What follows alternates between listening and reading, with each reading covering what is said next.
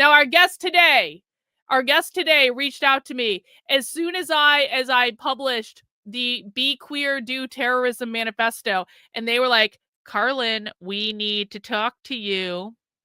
And I was like, oh yeah, about what? And they said, we're seeing a lot of this queer stuff show up in kids that we're working with and families that we're working with. And so it's just like, it's a nice coincidence. I mean, it's not nice, actually. It's horrifying and dystopian, but like, it's a good coincidence when different experiences come together and we have the opportunity to have a conversation about it. And, my first guest today should actually be no stranger to the people on this channel, but I have so many new people on the channel lately that I oftentimes don't exactly know who knows who or anything like that. Let me actually just get their pictures up on the screen so that you can see them. I'll go to their Twitter post where I posted this. There, here we go. Our first guest is a woman that needs no introduction. If you do not know who Gabrielle Clark is, you have not been around that long. And I will say Gabrielle Clark is someone I have known Gabs for a long time. We go way back. We were here before a lot of the so-called anti-woke activists, and we have survived after a lot of them have already dropped out. And for some reason, we just keep coming back and we keep doing this crazy thing that we do. Gabrielle Clark is not going to pat herself on the back, so I will pat her on the back for her. She filed the first ever lawsuit against critical race theory in public schools. This woman did what no one else was willing to do at the time, because there were a lot of people that were complaining about critical race theory. She was the first one to raise her hand and actually take that issue to court. And that was a news story that I broke that then ended up becoming national news when she filed the first ever lawsuit against critical race theory in schools. She also transitioned her fight over to her daughter because her daughter got socially transitioned in school to believe she was a boy. And so that was another legal battle that Gabs had. And in the course of this woman has done more to fight against gender ideology and critical race theory than almost anyone else in the country, but she doesn't get the credit that she deserves. Why? Because just like me, she doesn't play the influencer game. But we know the impact that she's had. She has been working with families who have had their kids succumb to queer ideology, to trans ideology for years. She has more practical experience on the ground than almost anyone. She has her own organization called Affirming Reality, in which she helps parents to deprogram their kids from the trans cult. And it's just amazing work that she does. And I'm so looking forward to her insight. And Dr. Nikki Johnson is also joining us. She works with Gab. She's a pediatrician, certified life coach, and mother who works as an educator, parent coach, and health policy consultant. And I'm so excited. Oh, and we got to get Nikki's picture up too. Hang on. I don't want to do Nikki dirty, but her Twitter account's locked, but there she is. And that's where you can follow her on. And so I don't want to delay it anymore. I want to bring these two wonderful ladies onto the channel. Hello. Hi guys. How are you doing? Hey, everybody. Thanks for that intro. Thanks for having us. I hope that wasn't too much, but I am really excited about the conversation today, and I'm really excited to have you guys here. And so you guys reached out to me. So I want to kind of start with that. So you saw the queer manifesto and you were like, uh-oh. So what happened? What did you see in that document and what made you want to have this conversation? Well, I mean, here lately, seeing all of the things that you have been putting out, it wasn't necessarily specifically that thing, but I follow all of this, and I'm usually ahead of the trends. And when a few months ago, we were alerted to this very thing, with some parents that have come to us. Our clients started out when I started doing this a few years ago. All of my clients were parents of high schoolers and middle schoolers. And now almost all of my clients are conservative Christian, sometimes homeschooling households whose children have gone off to college and have transitioned after sometimes a month, up to a year or two in college, and they thought everything was fine. The parents thought that everything was fine, and they sent their kid to college, and it's not. And we're seeing even more disturbing things coming up because of the militant attitude of the children that are coming up now. Yeah, one of the things that I latched on to Gabs for, the reason why I was drawn to her in the first place was because she did see the big picture of this being fully indoctrination. And this is something that I thought as a pediatrician, even as I watched the American Academy of Pediatrics put out these, their policy on gender affirming care back in 2018. I knew it was all a bunch of BS in full indoctrination, full ideological capture, and not anything medical at all. And no one was actually tackling that part of the problem at all. No one saw that. And that's the thing that I picked up about Gabs. I ended up interviewing her when I was writing for a couple of other nonprofit organizations and doing medical director work for that kind of thing as an independent consultant. And people still shunned it. People in the medical community, health professionals, mental health professionals were not only, kind of dogging her for not having any scientific credentials or medical credentials, but they were basically saying you don't have any evidence that this is here. But nobody, even the people who have all the big credentials, had any evidence that any of it was scientific. We know it isn't. We know it's all a bunch of crap. But no one is really willing to call out the fact that this is a social engineering project that is happening, and kids are being drawn to this because they aren't giving other appropriate healthy coping mechanisms by their parents, and it is affecting every single family in our country, in the Western world, for this very reason. And Gabs is right. I actually joined her for a year as an apprentice, observing her, trying to see how the program worked, and then I was also studying to get my coaching certificate as well, because I wanted to help. I wanted to be a part of the solution. And the majority of our clients had young children, young adolescents. A couple were sprinkled in that were college age. But now the majority of our clients that we've gotten as we began to work together as partners at Affirming Reality are all college age kids. We have two that came to us and said their kid went off to college and a week later called them and said, I'm trans. Wow. It's just like, and these are conservative Christian families, upbringing, full-fledged on. Some of them pulled their kids out and homeschooled them, traveled throughout the world, isolated them from the things that they thought were going to hurt them and indoctrinate them, except for the internet, by the way, which is the major culprit that people do not realize. Yep. And that is what we're seeing right now. This is our group. And when you put out your Substack about this manifesto, highlighting the fact that this is a targeted scheme to transform human nature and civilization, this goes with every single thing that we've been saying about this, and other people are not willing to tackle at all. They're not even willing to deal with it. And so our job at Affirming Reality, what we do as coaches is we're coaching parents to actually regain their authority in their parenting roles, so they can capture their kids back, so we can reclaim the culture here. And that's what we're doing. We're not promoting laws or trying to push any changes in terminology or diagnosis codes or anything like that. We are dealing with the cultural problem, because that is the root of the issue. I want to pick up on a couple of things that you just said that I think are really interesting from my perspective. And the first is that it is a bizarre thing to me that people do not understand this as an ideology. And perhaps it's just that I've had my head just specifically in this area for so long that it's just like, of course, this is an ideology. This is not about a medical thing. And in fact, the Queer Manifesto, the Be Queer, Do Terrorism Manifesto, if people actually read it, it actually specifically says they are against the medicalization of children, which is a weird thing, right? They actually blame all of the medicalization of kids' problems on doctors pushing capitalism and profit motive over actually treating patients. And so even the ideology itself puts it in opposition to, like, we actually don't think people should be medicalized. If they want to be medicalized, fine, but like we don't necessarily think that that's a part of what the ideology is.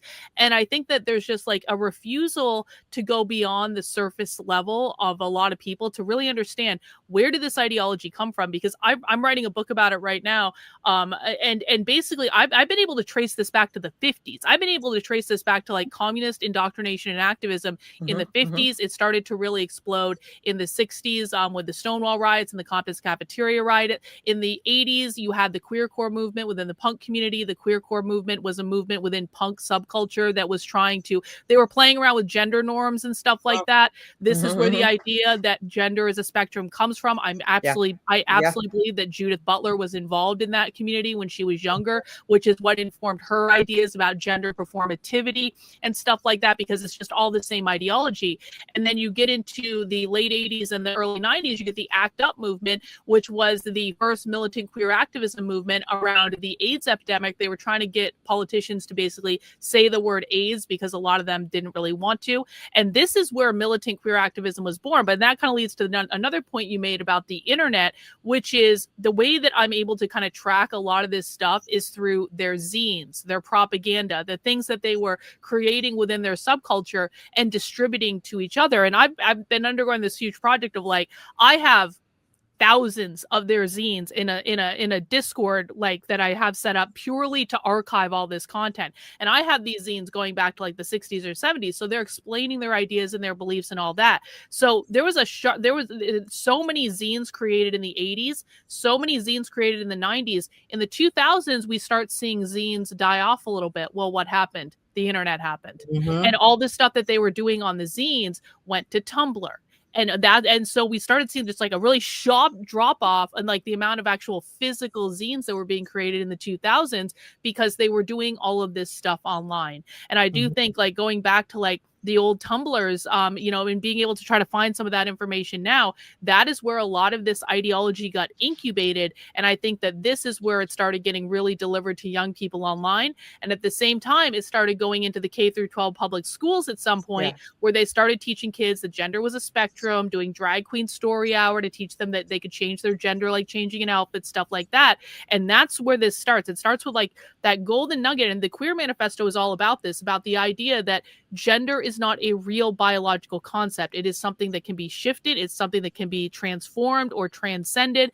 And when kids get into this subculture, it's one of those things where it's like, when you start reading the stuff in this subculture, you understand it. It's like, this is like the stuff that would blow your hair back when you were younger. These crazy, wild ideas about how the world worked that you never thought of. And you're being told this is liberating, this is freedom, this is rebelliousness. It's like that new state of rebellion, except this time they're becoming violent and militant. Yeah. So I'll throw that out there for a response.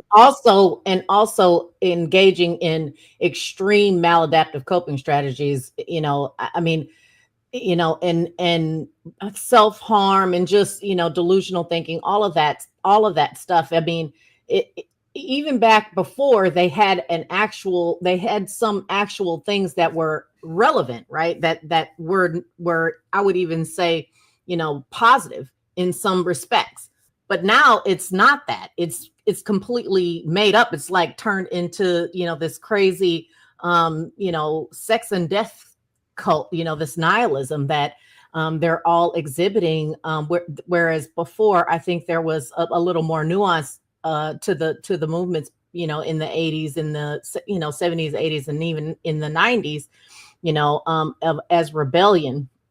But now it's really turning everyone into nihilists and not looking forward to anything, and they have nothing to look forward to except for their own demise and their own deaths, and they're getting this head start by tearing up their bodies and throwing themselves into these violent protests and things like that.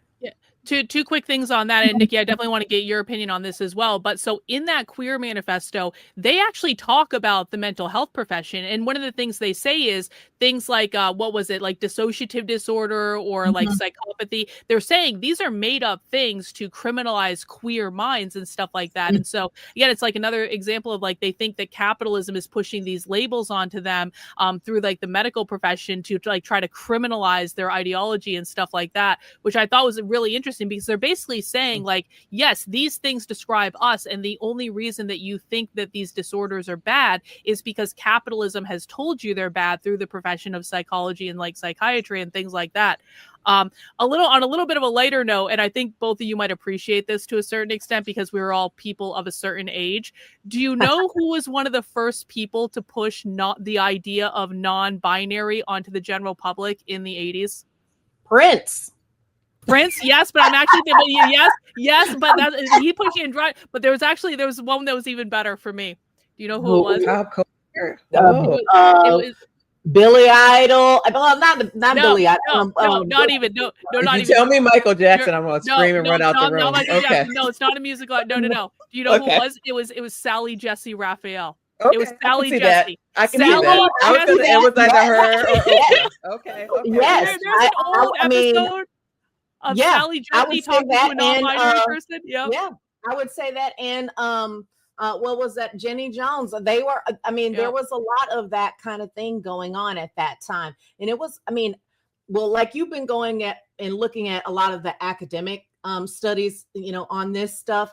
I have been binge watching television shows sitcoms and sitcoms and things, and watching old movies and seeing how this has evolved over the decades. If you watch, and I'm not kidding, I'm getting goosebumps thinking about it, but if you watch The Love Boat, no, their second episode was John Ritter basically stalking a woman, dressing up as a woman to get in and stay in a suite with another woman so that he could continue to stalk a different woman. I mean, that was the second episode of the first season of The Love Boat. And there's all kinds of stuff in there. There's a episode about communism where they have a state representative from Russia, and how she's constantly bashing everything in the United States, and they romanticize everything about Russia on there. I mean, it is all straight Marxist, communist, all of this, everything that we're talking about right now is in every episode. They even have an episode where a girl wanted to be a boy. It was Laura Ingalls. Laura Ingalls, I think she played the character. Yep. From The Little House on the Prairie. She played the character that she wanted to be a girl. She wanted to be a boy because she didn't like being a girl, and she attempted to be more girly because she liked this boy, and it turned out poorly for her. And it was just this whole thing. She went by a different name. She went by a boy's name. Her parents affirmed it, all of it, the whole thing. I was shocked at seeing how long this has been in our culture.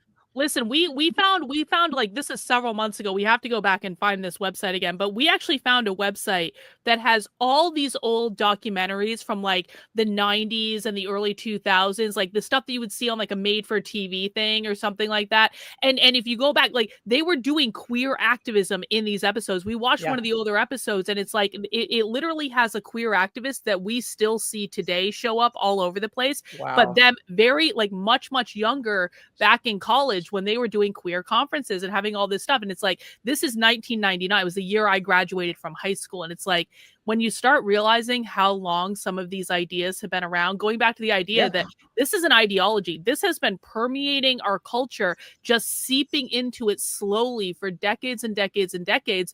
And no one noticed because it was just like, oh, it's just a comment on an episode of The Love Boat, or it's just a weird guest on Sally Jesse who said there was no gender. And it's like, you look back at it now, you're like, holy mother F. But like, it was introduced in multiple places, and then gradually we started to accept some of it. Just think about the whole, think about the gay male stereotype in a lot of our sitcoms and movies who became, girlfriend, and everybody just sort of gravitated, and conservatives were even doing it, right? Like people were using that language to describe the gay male.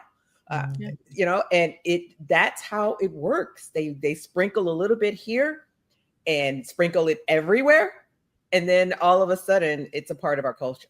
So but there is an agenda. There are people who actually think this stuff up and come up with it, and you know, and people don't want to realize that. But so and it all has a purpose.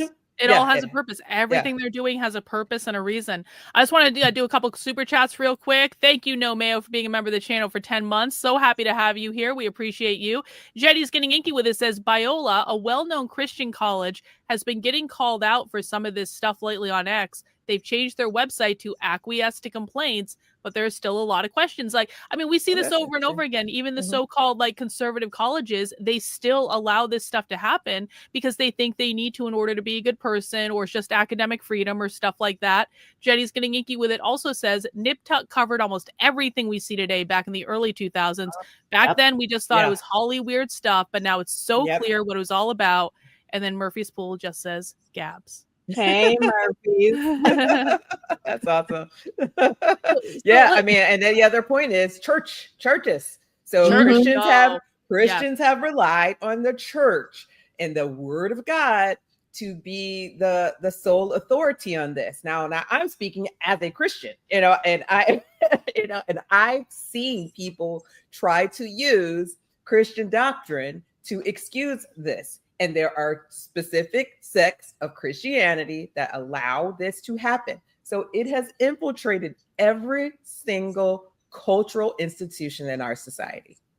Fun fact, Nikki and I were denied entry we were denied entry into the United Methodist Church right across the street from SCOTUS. When we were at the we both gave our testimony for the Scormetti case, and we were there when it was being heard, and we needed to use the ladies' room, and we were denied entry because we were not on the right side. They told us to go to the Lutheran church.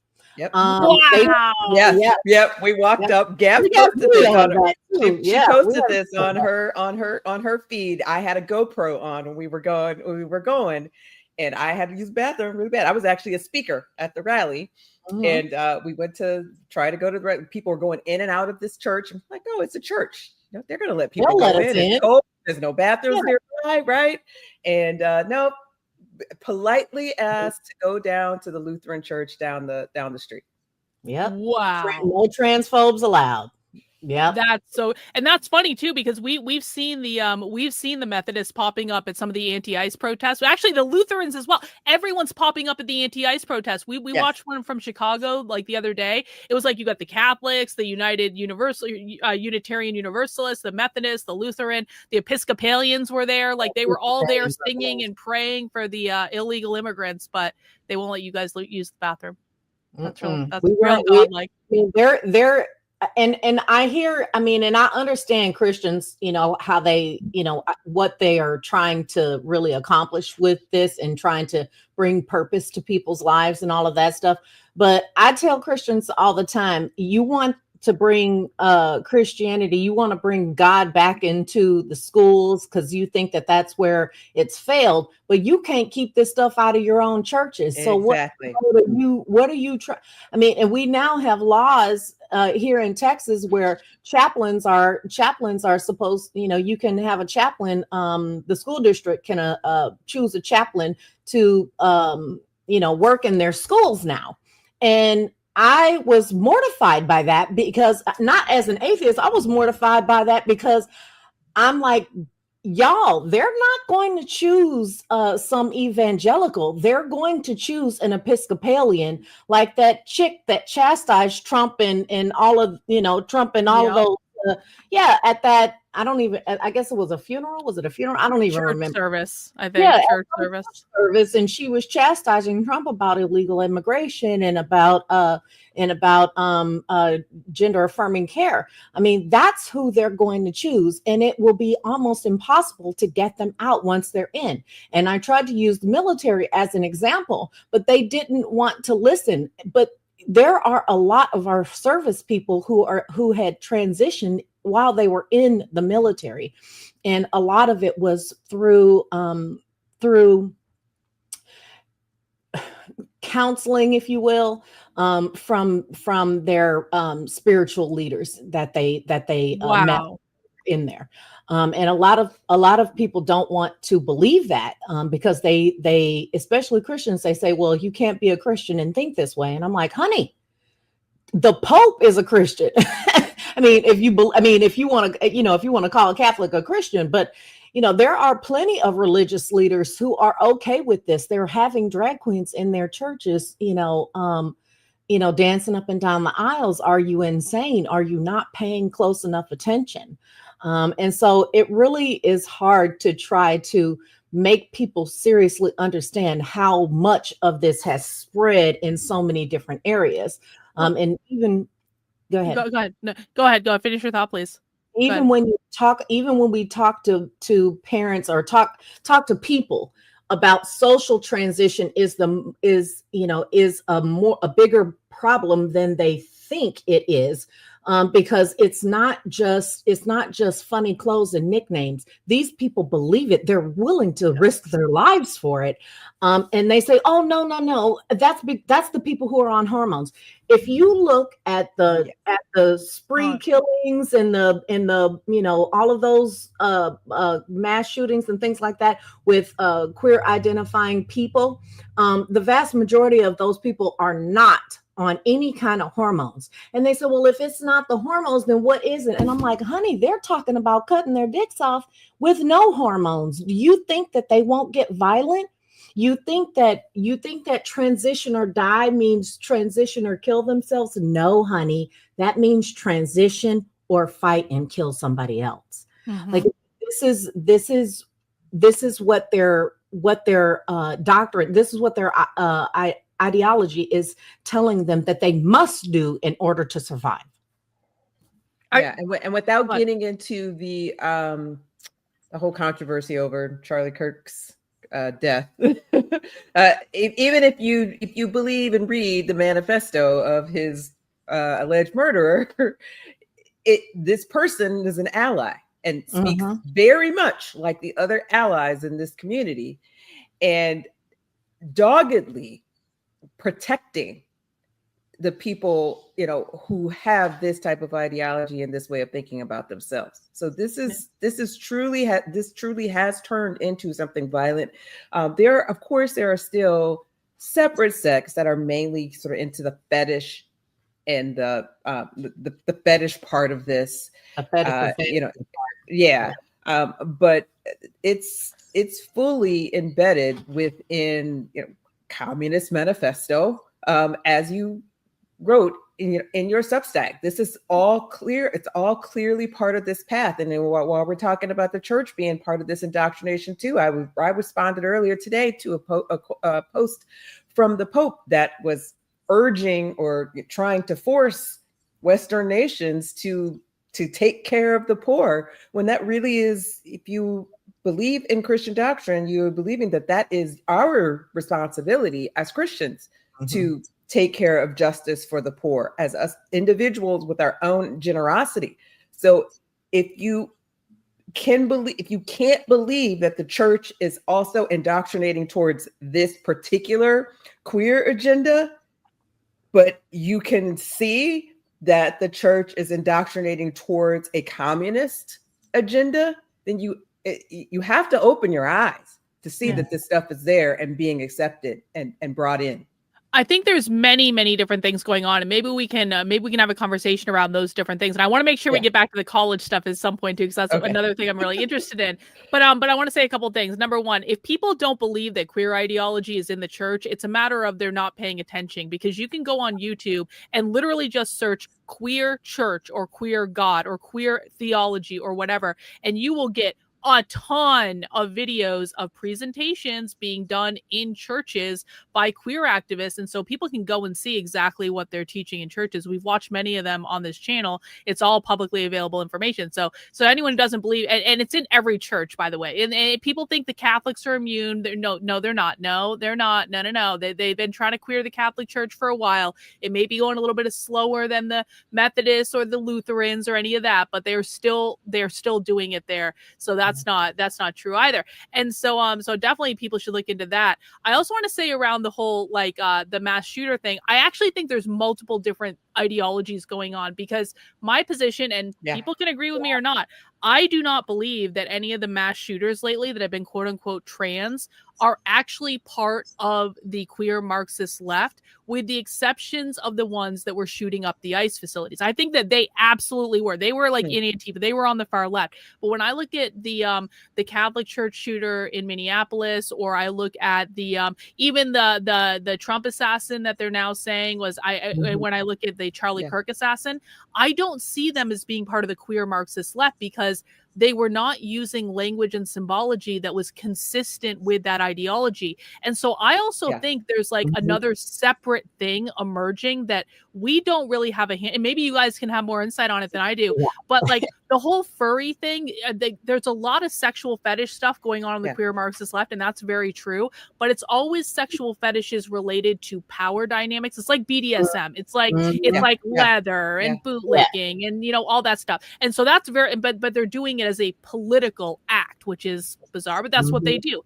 Furry has never been part of that. Now, furry, so I don't know what the connection is with all the furry stuff going on, but it seems to me to be like a separate thing from far left militant queer activism. And then you kind of have this third category over here, which is like autogynephiliacs, and it's just like a pure sexual fetish and why they're doing it. Do you guys agree with that, or do you disagree with that? I agree with that. I think there's a little bit of overlap though in some of them too. I would say there are certainly some autogynephilic males who are dipping their toe into queer Marxism, and and bouncing back and forth. And so I think that's one of the reasons why it's so hard for the normies to really understand completely how it all shakes out and how it all goes. Now, what you said about what we're seeing in this category that you're not 100% sure of, that is a lot of the times just rebellion, and teenage rebellion or childish rebellion. And they're trying very hard to rationalize their radicalness, if you will, or their radical side. And so they're not exactly really ready to go out and, participate in the queer Marxist movement, but they are getting there. They're working their way to that place.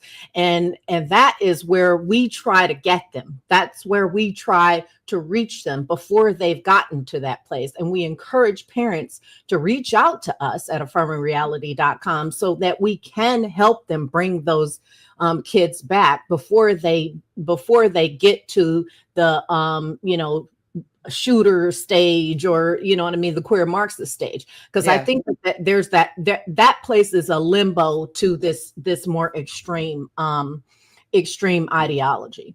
And that makes me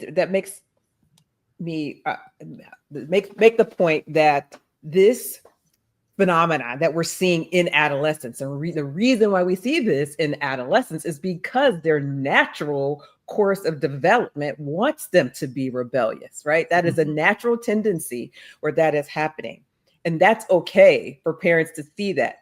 The problem is parents aren't giving them alternatives that are healthy ways to cope with the reasons why they want to be rebellious, right? Most kids want to be rebellious because they want to show some independence from their parents' way of thinking, the rules that are in their family and their house. They want to be their own person. And if parents aren't guiding them and steering them towards a healthy way to demonstrate that and allowing them some degree of autonomy, the people out there who are ready and willing to accept them into this ideology and radicalize them towards a violent extremist lifestyle are right there, and they're ready for it. Mm-hmm. So the parents need to recognize that piece of it. And I think that's one of our struggles too with coaching, is that oftentimes parents can't really see the difference between what is normal adolescent behavior then and what is the real heavily indoctrinated trans cult stuff. And that's a big challenge. And one of the ways that we tease that out is we try really hard to get to know the families. That is a big part of our coaching program. We spend a lot of time getting to know individual families, because even though this is a common phenomenon that we're seeing culturally, it still affects families differently, and their dynamic changes depending on how their family normally, what the culture of their family is, what their socioeconomics are, where they live, all of that stuff. We have to tackle that individually. How the parents relate to one another, how the parents are there other siblings that are involved, how the parents are relating to them, how the other siblings are relating to the trans identifying kid. Are the rest of their family members accepting and affirming and doing all this stuff? There's so much to this. There's so many layers to this. And that's what makes us unique, is we're willing to tackle that and willing to give everybody willing to learn everybody's individual family dynamic, and then try to tackle these issues and help them sort through what is normal adolescent behavior that you need to steer towards a healthy, mark and allow to happen, versus what is trans cult dangerous, radical behavior that you need to pull them completely away from, type of stuff. Yeah. And I want to go into that a little bit more in depth, because, one of the things that I always hear from people is, oh, Karlyn, I don't put my kids in public school, and so they're never going to see this stuff. Or, people are convinced, and I know that this is like, Gabs, you're going to like flip your lid.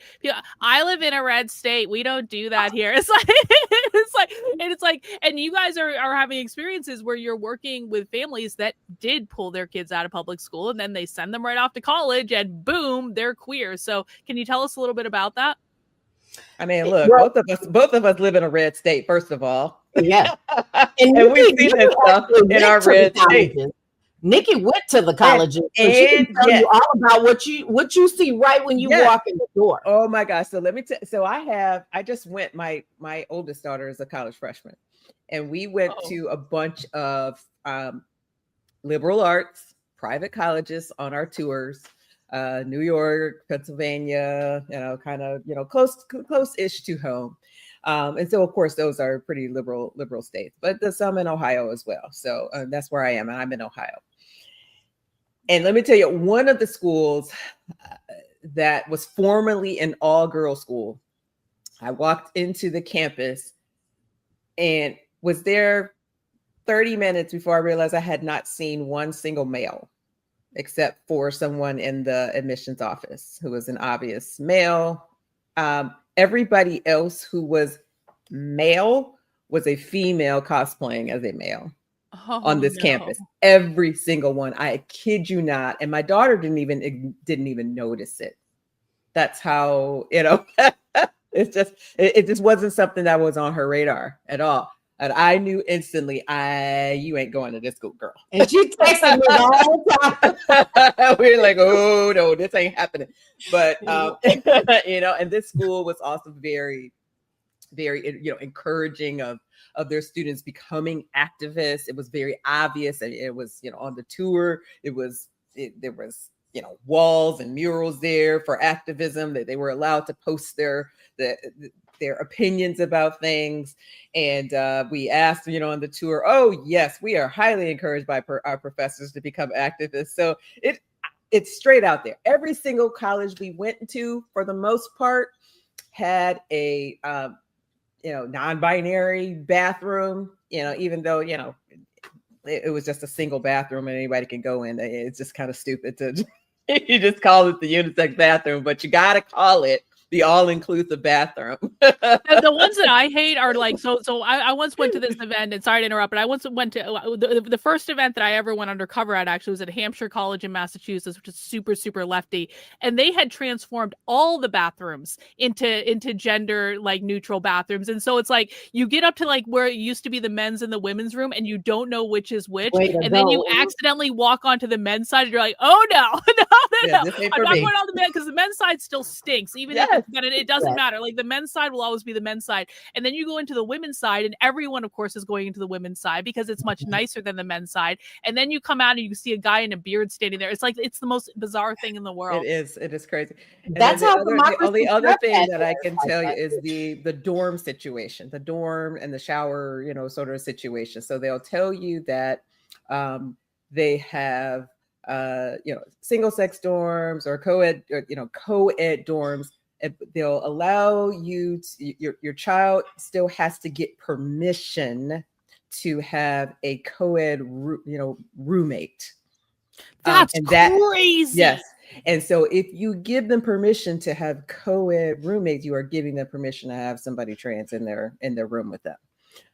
So that's really what that's all about. And so any parent who is willing to sign off on allowing their child to live in their child first away from home in a co-ed situation, not like, college dorms now are a little bit better. They do offer a little bit more privacy than what they did. They're more kind of like, some of them are more like apartment buildings than others, but some of them are still very traditional. You got a loft and your roommate is underneath you or above you, and you're sharing the bathroom pretty much. So you're allowing your kid to go off and be in a co-ed situation with a perfect stranger from anywhere all over the world. So and parents are signing off on this. They're thinking it's okay because they're thinking it's cool, and they're being supportive because they are supporting, trans people, and, right, and being inclusive. But no, one of the things that part of this culture is the kids who are fully indoctrinated, who believe that they are truly the opposite sex. They still have sex with the opposite biological sex, and they can get somebody pregnant, or you can get pregnant. And so it is, these kids are, I don't know, the indoctrination is heavy, and the lack of the ability to grasp reality for people who are full on into this indoctrination is very alarming.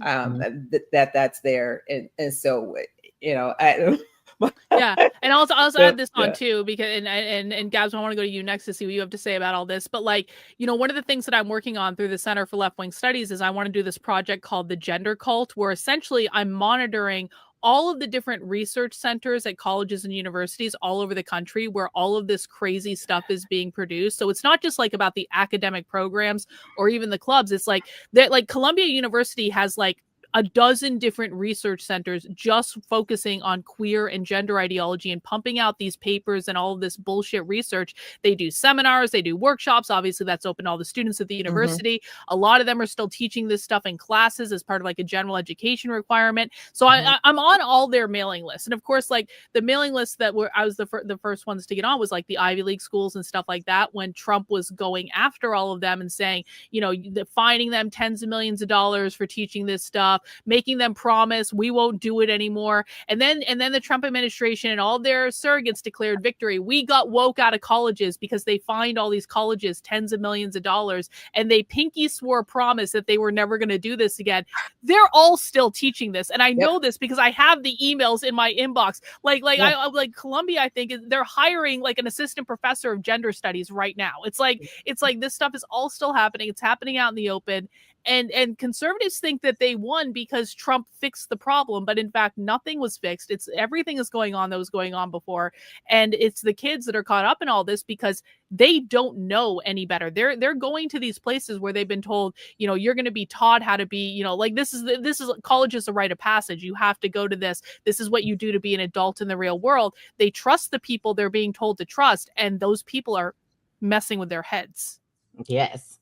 And they are, and it's like, this is one of, so when Trump got elected, I was was glad, but at the same time, I knew that the repercussion would be that our kids were going to end up moving on to this next phase. So gender transition as in childhood, as a minor was going to decrease, but a lot of these kids were going to wait until they turn 18 years old, go off to college in a state that where Medicaid pays for it, or they can get it for free from Planned Parenthood or cheap from Planned Parenthood, and then they would and then they would student health plan, or their student health plan, and surprise their families at Thanksgiving. And that is exactly what happened. And I did my level best to try to warn people that was what was going to happen. And a lot of people would say, well, once you become an adult, you should be able to do what you want to do. But the problem with that is that a lot of these people are not finding the satisfaction that they thought, and they're finding this new purpose of radicalization and becoming more militant and becoming more part of the Marxist communist agenda, in order to satisfy their wantingness to have a purpose. And it is scary. And no, this stuff is still I live in Texas. Okay. I live in Texas, and this stuff is still in the colleges in Texas. They're still teaching this stuff everywhere in the colleges in Texas. And I'll go you one better. If you go to any university in this country, I will guarantee you that in probably 80 to 90% of them, there are gender clinics within 5-mile radius of each and every one of them, because because the universities preach it, and then there's always somebody close by to help you realize your gender dreams.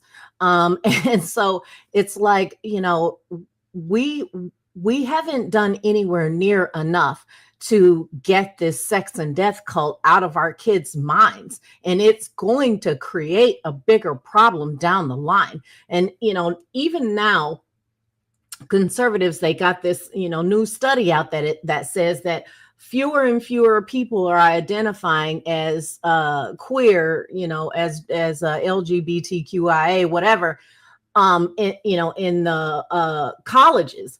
And I'm just like thinking to myself that that's not what I'm seeing. That's not at all what I'm seeing. I'm seeing that they're hiding it in a lot of places, number one. And number two, they're taking the medications without telling anyone, and they're not reporting to their colleges that this is what they're doing, especially if they don't want their parents to know what they're doing. So, and there's study abroad programs that are taking them to other countries to do this. And, I've already met one parent whose child went on one of these to Britain and denounced his citizenship and just stayed. And so, wow. Yes. And it was, that was really devastating. And they have since started communications again, but he's already renounced his citizenship. So, and he's become a British citizen. So, I don't know how that's, I don't know if she'll ever be able to get him back. And I really do try to encourage parents to take this seriously. But even here in Texas, we've had clients. I've had clients come to us who live in Texas who think they could just wait it out, or they can just, or they can just, homeschool or something like that. There was a guy in Austin, he would reach out to me every now and again and tell me about what was going on. And I say, well, get on the program. Let's get you on the program. And he was resistant. every single thing that I told him was going to happen happened, and now, now it's a problem, a real problem, a bigger problem than it could have been. I really do. I really do hope that in the future more people will take this seriously, because there's no such thing as watchful waiting anymore. That may have been something that people could do, a decade ago, or even 15, 20 years ago. But it's because it is so inculcated in our entire society. There's no more watchful waiting. You have to actively desist and detransition your children so that they normal and healthy lives. Yeah, and I just want to pick up on something, and Nikki will then go to you. So I just want to pick up on something you said, Gaz, because I think a lot of people, I get comments all the time with people who are new to this and they're just starting to learn about it. They think that the left is just crazy and making stuff up all the time. They think that, they're just like, it's a new crazy thing that they've just invented out of nowhere, every single day of the week. And what I try to tell them is the left is actually incredibly consistent about what they do. This is a very predictable phenomenon that once you know the different stages, you can say this is going to happen and then this and then this and it's super predictable. But can you guys talk a little bit about the patterns that you have seen in that regard? Yeah, that is actually a great question. We're writing our book now, so we don't want to give too much away, but we are seeing a very, sort of prototypical pattern once kids start to fall into this indoctrination. So, they begin to, by the time, what we'll say is by the time they have told their parents, I am trans, or I think I'm trans, they've already been doing all of the things and interacting with the whole with the members of the cult. They are already fully indoctrinated. Mm-hmm. So at that point, that is when your alarm bells need to be going off. It is not the time for watchful waiting. They're going to grow out of it. They've already been fully embedded in the cult. So that's the thing that I wanted. I want people to realize. They will recognize things, like they'll start to change their appearance. Maybe they don't care so much about how they look. They may, girls might stop shaving. Guys may start to grow their hair out, not wash their face, not wash their hair. They really just start to become unkempt. They'll change their friend groups. Mm-hmm. They'll change behaviors that they're doing. They'll start to become allies or talk more about the queer community or LGBTQ community and want to participate in things. They will start clubs at school or become, members of clubs at school, things like that. Want to start being activists kind of publicly about this stuff. But that all happens before they come to us. We get a lot of parents who will come to us and say, I don't know when this began. And then Gabs and I will get the story and get them to start talking. And they start telling us the story about what happened over the last year, over the last 6 months. And we're like, you didn't see that. You don't know. You don't know when it began. Alarm you? Like, yeah. And it's, as you're living it and going through it as a parent, you don't really you don't see the alarm stage. You see sort of this evolution happening, and it's kind of slow. It's slow and gradual. You don't really get the alarm until they say, these weird things, right? These strange, I am this and I am that, really fully come out to. So you don't really see it. But when they start to tell the story and they're saying it out loud to us, you start to see the recognition on their face that, well, maybe I did miss this as it was going. And I think it's probably so easy for people to miss it, because it's kind of the same way that this stuff was pushed onto all of society. It's like, we had all these warning signals and we can look back now and say, oh, that, okay, we get it now. We didn't know back then because we weren't fully paying attention to it, not in the context that we look at it now. So what are some of the warning signals that people most often overlook? In my experience, most people often overlook their child's their resistance to be a part of the family, or their isolation. A lot of people just write it off as and I know this is going to sound kind of silly and kind of stupid and even maybe a little offensive, and I don't mean to be, but they write it off as ADHD or autism or some other kind of, some other kind of mental health concern that the kid probably may or may not even really truly have. I mean, there are so many parents who come to us, and by the time we are able to help them desist their children, they've realized that all the mental health stuff that they had been worried about this whole time was wrong. It wasn't, there was nothing wrong with their kid at all to begin with. And they got them off the medications, and they got them into doing, to normal things. Now, that's not to say that that's everyone, because there are definitely some legitimate mental health concerns for some of these children. But if when there's a kid who's 12 years old and they just magically all of a sudden have Tourette's, yeah, that's a warning sign. And a lot of the parents will just kind of, brush that off. Or if a kid, is 13 years old and comes to you and says, I want to have breasts. A male child comes to their parent and says, I want to have breasts. And the parents are really thinking that this is a serious, mental health issue, that, their child really does genuinely want to have breasts. And I'm going, you think your kid, they just magically woke up one day and decided they wanted to have breasts? And some of the stuff, the earliest warning signs are this adaptation of some sort of mental health problem. Mm-hmm. Okay. And a lot of people just, they actually nurture that, which further pushes the child down the path.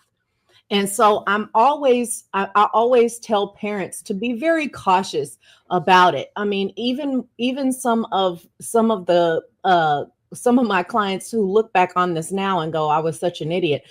In the beginning, they really did believe that once they got a diagnosis, that they could then say, okay, you're not trans, you're this. Mm-hmm, mm-hmm, mm-hmm. And then their kid says, but that means I'm trans. Like, that is because I'm trans. And they're like, whoa, wait. We just, you're throwing me for a loop here.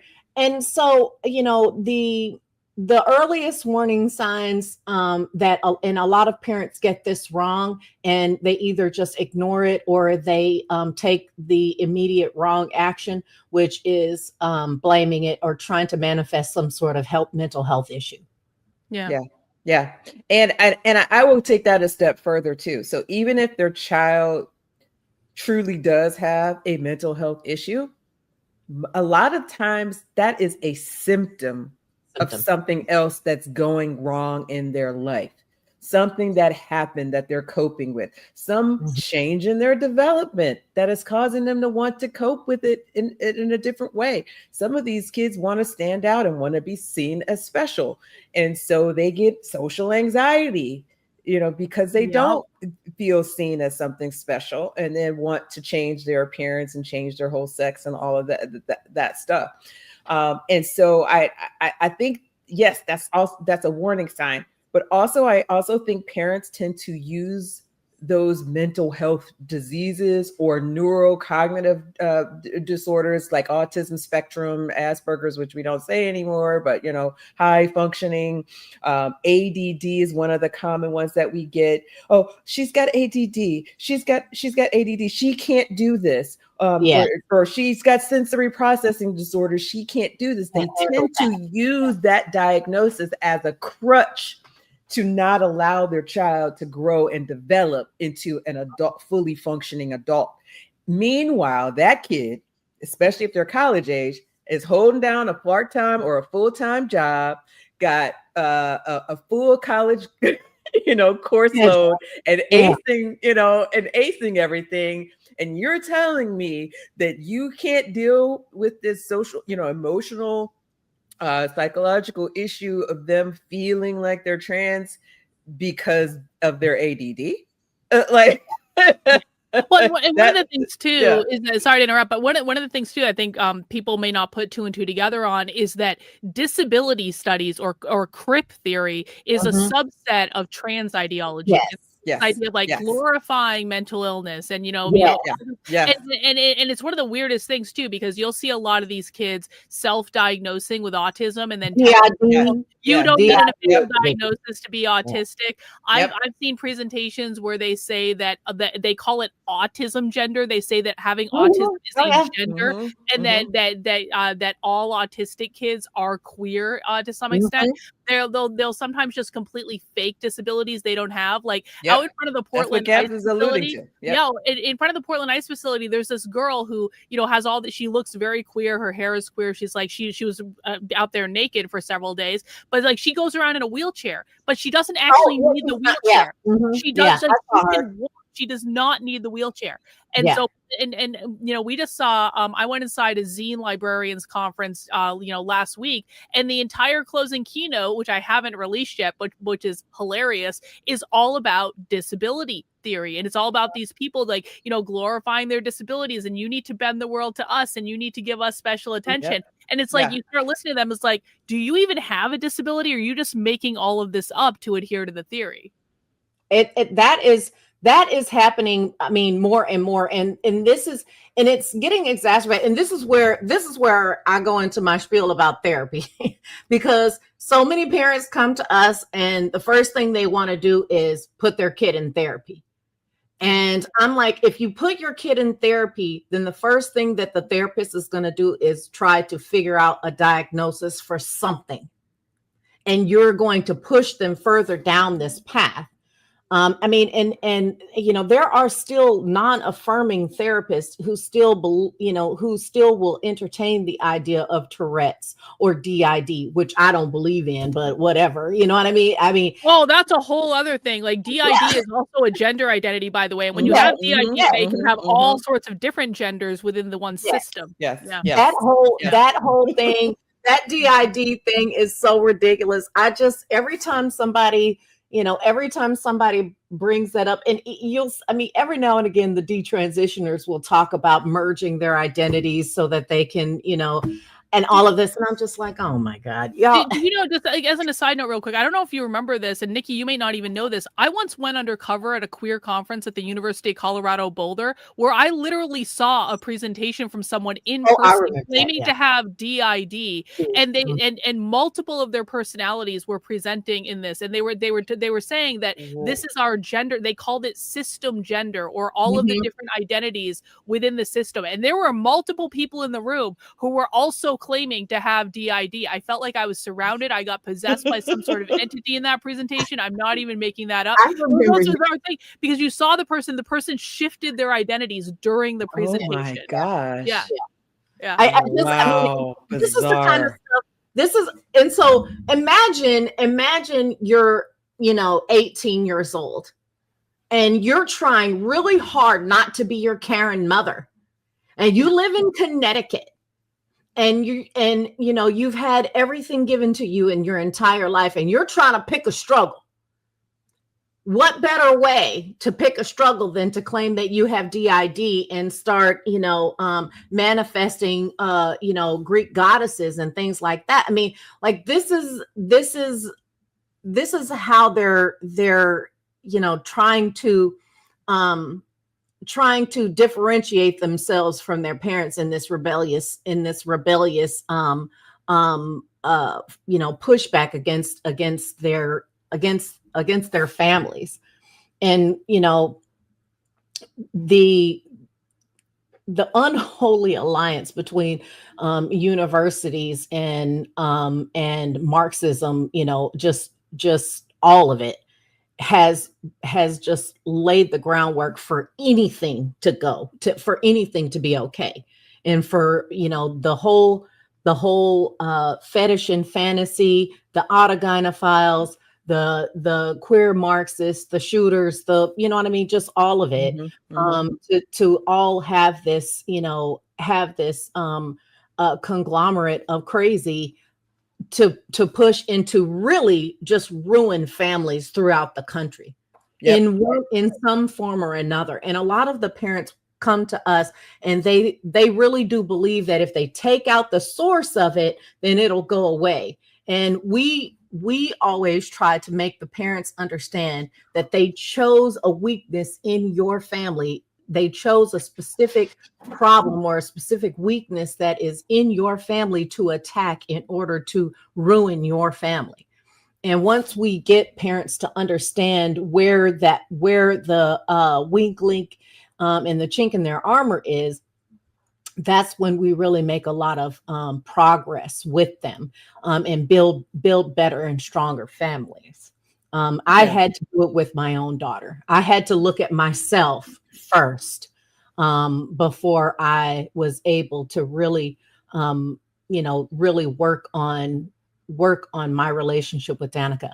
And when it started out, I was just like every other parent. This had been going on for a long time. I could not even begin to tell you where it started because I don't know. And all I know is that the changes, in December, she was wearing pigtails and petticoats. And then, by the following September, she was dressing like a rodeo clown. And, there were all kinds of problems that were coming up and things arising with her that I just realized this is not just some normal, teen angst, and it's not just normal teenage behavior for I mean, even the oddest behavior, it's not any of that. And I had to come to grips with the fact that I had done a lot of things wrong with my parenting, and I had to correct those things and start living a better life and a more, I hate to say more righteous life, but yes, a more righteous life, so that I could maintain the moral high ground to pull my daughter out of this madness. Yeah. And I want to, sorry, I'll go to you in a second, but I really just want to emphasize this for people who again are not as familiar with Gabs's backstory, because I just do think it's really important to the work that both of you are doing. Gabs had to do this with her own daughter. The reason that Gabs has the understanding that she does is because this happened to her. And I remember when this happened, because I was there. You were the first person I told. Yeah. And you got to understand, and I really, I have an appreciation for the fact that it's got to be so difficult for parents to come to grips with the fact that your parenting is part of the problem here, and you need to change the way you are parenting your kids. And listen, everyone does the best they can. No one wants to mess up their kids and all that. But there are certain things that you need to do once your kids get put into this. And if you don't do them, your kids are not coming out of it. And I know that Gabs had to make a lot of really tough decisions to include pulling her daughter out of school, to include bringing her daughter on a road trip where she did not have access to the internet for a period of time, to include constantly fighting with her daughter about taking the internet away, to include moving to a completely different fucking state to get her out of all of this. I mean, I'm sure there's so many other things that you had to deal with that I'm sure were not the most fun things, and it maybe tested the relationship that you guys had. But at the end of the day, everything that you did pulled her out of this ideology, and now the relationship is in a much better place than it ever would have been had you not done those things. And I want to add, I want to add too that this is the part that I think we need to emphasize too. As a parent, I dealt with this issue in my family too. I'm not as public about it as Gabs is. But we dealt with it very similarly to Gabs, which is one of the reasons why I latched on to her, is because whoa, this makes a lot of sense, because this is what we did. We just didn't give it a name for anything. And so with my background as a pediatrician, having dealt with a bunch of kids, seeing families in their most vulnerable state, most people, don't realize I was an actual pediatric intensive care unit doctor. So every single patient I dealt with and family I dealt with was at their most vulnerable state. And meeting Gabs and being her apprentice, and then hearing her story, writing about her story, and then relating the process to, how we dealt with things in our family, it just really set off a light bulb to me, touched my heart, deeply. But it also really activated me to believe that there is a solution to this, because we both accomplished it in our families. But we're still good moms. You know what I mean? We made some mistakes, Yeah. We continue to make mistakes. We coach each other. We do. By the way, so we'll discuss. We coach each other. We're like, no, you're messing up on this. You gotta do this. Like, and a lot of the principles that we use with our families in affirming reality, we actually call this guided growth parenting. So we've named our parenting strategies. Okay, so we're teaching authoritative parenting in a technological world, so kids can be technologically responsible and savvy at the same time. And Gab's termed these, sort of these phases, action phases. Together, we're calling these desistance action phases, and we tailor them to individual families. So this Affirming Reality is a personalized coaching program for families, for us to be able to do this.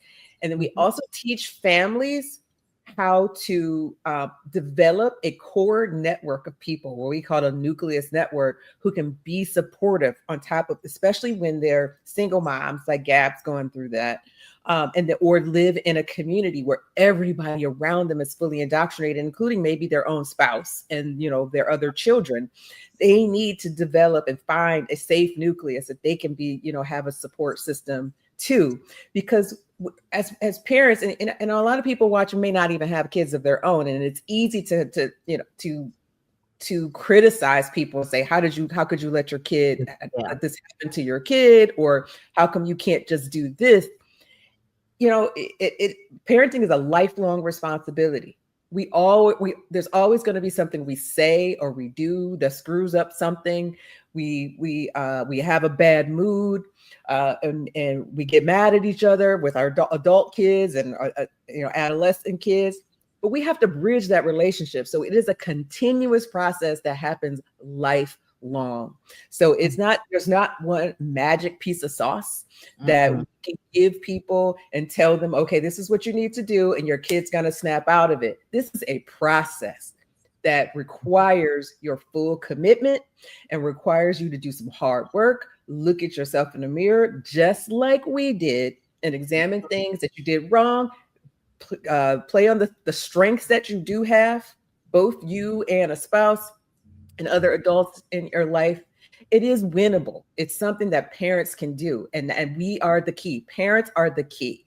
And if we are intent on taking back our culture and taking back our society, it has to start with us as individuals, and then, in us as a family, in order to affect the community at large.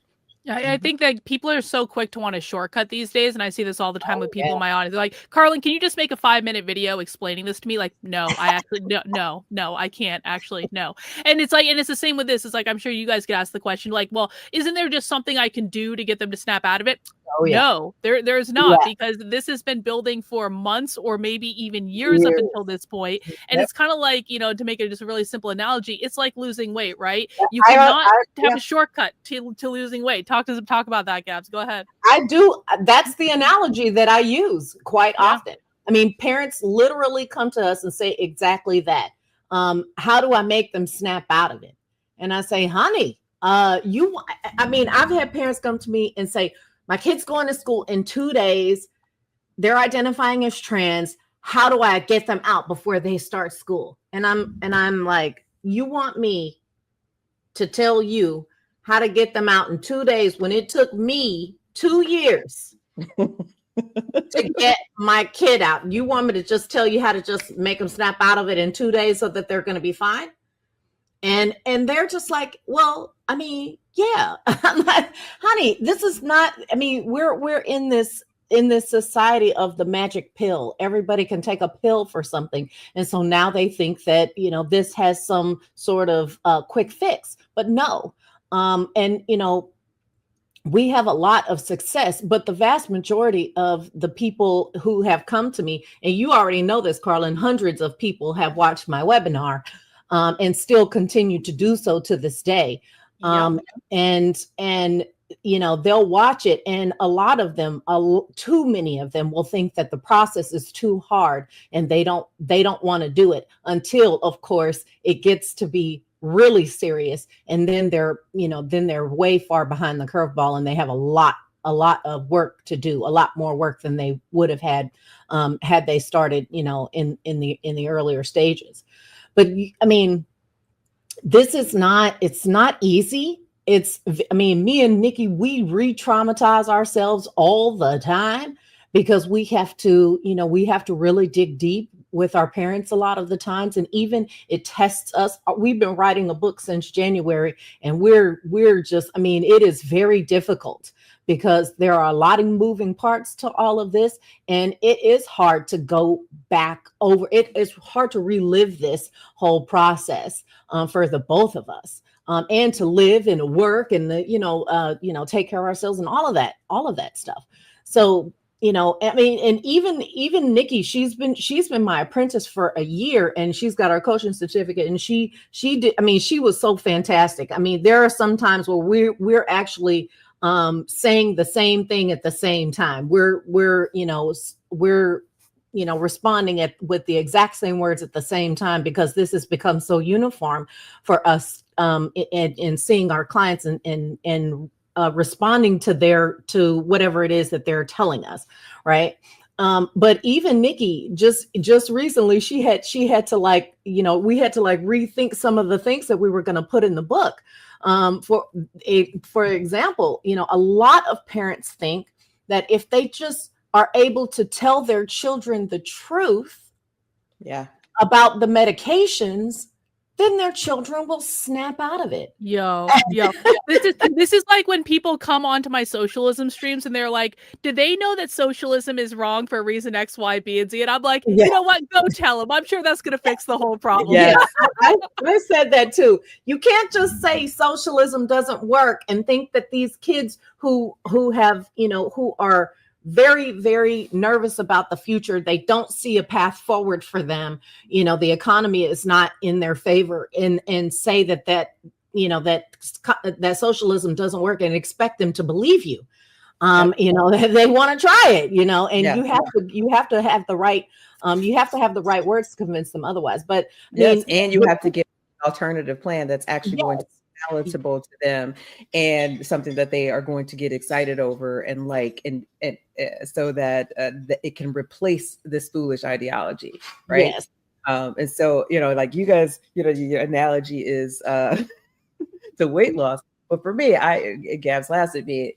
My analogy is to acne. You got that kid coming to you a month before prom or a month before senior pictures, and they got a face full of acne going all down their back and their neck, and they want the magic pill that's going to get rid of the acne. Well, no, this took months to develop. You have to start developing these habits to take care of your skin, what you put into your body, what you put onto your skin, all of these things, and this is going to clear up over time. That is how this works. And once it clears, you have to maintain your skin so that it doesn't come back and become a major problem again. So same type of deal. So people who don't have parents, who don't deal with obesity, have kids who don't deal with obesity, who are watching this is the process. It is complex, multifactorial, multiple steps to it, requires a long-term treatment plan in addition to a maintenance therapy. And you would not believe, Karlyn, how many parents really they seriously, I mean, even now, I have parents who have been in the program who have adult children, and they will still fall into traps because they really do believe that once their child gets to a certain place that, and even Elon Musk, he tweeted about it a week or so ago. And he said, well, you should just be able to tell somebody facts, and then they accept those facts, and they accept those facts. And I'm just like, that is not how this works. And like I was saying before, Dr. Johnson, she was, really happy to be able to, talk about the facts, right? And talk about the studies and things like that. And, for a few months, I would say it just doesn't help. It doesn't help us. It doesn't help us at all. And she was like, I think it does a little bit, until we ran into a parent who fell into a trap when her daughter said, well, tell me what you really think. Yeah. And she started telling about all the facts and everything that she read. And I mean, I was like mortified. Yeah. Because that's the kind of trap that they will set right before they're ready to go no contact. Yep. And They yeah. want proof that their parents are going to abandon them and don't accept them as who they are. Yeah. Our disagreement is whether the parents need to know the facts. That's not whether the parents need to talk with the to their kids about it. And that was absolutely no. That is absolute no. Anybody watching, do not bring up this. Don't try to scare straight your kid against this indoctrination. All you're going to do is push them away from you at all. Okay. Let's just put a really fine point on this. So it's sorry, because I do think that this is actually a really important thing that people need to understand. You are not going to convince your kids by saying, do you know that you can't change your gender for reason X, Y, B, and Z? And the reason I just want to just really hammer this home is, again, I get so many people in my chat and so many comments, and I'm sure you guys see this as well, of people just really truly believing if we just teach them facts, then this will all go away. And it's like, there's nothing you can do to commit it. Not only is it not going to go away, you are actually about to make the problem significantly worse by clinging on to this dream that if you just calmly explain to them that you are a girl and you can't be a boy for a reason that's going to fix the problem. Because, and what you guys are saying, and I really just want to make sure people understand this, is that when your kids come to you and they say, oh, what do you really think? And you say to them, well, you can't go from being a girl to a boy for reason X, Y, B, and Z. That is telling the kid that you don't love them, that you are not going to affirm them, that you do not support them, that if they persist with this ideology, they're gonna be like kicked out of your house. And this is what the ideology tells them, by the way. The ideology tells them that your parents will not love you, your parents will turn their back on you, et cetera, et cetera. The kids are looking to see, are my parents going to support me, or are they actually going to kick me out of the house? And then the minute that you say to them, you can't actually be a boy, the kid's going to go, okay, well, that's it. And there's going to be no contact. And then you've got a whole problem that's so much worse than the problem that you had before. Yeah. And if they're young enough and you're in a place where you're in legal jeopardy, they're going to go to school and they're going to tell their teacher, or then the social worker is going to get involved and your kid's going to be taken away from you. Like it is extremely serious. This is not something you play around with at all.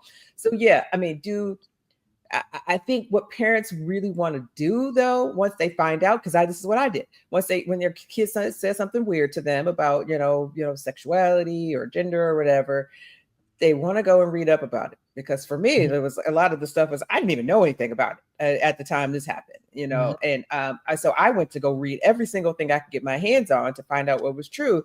And then I was like, well, do I need to talk to her about this? And, the better part of me, I decided not to, which was very similar to, this is what affirming reality is. I did not have those conversations with her because I knew it wasn't going to get me anywhere.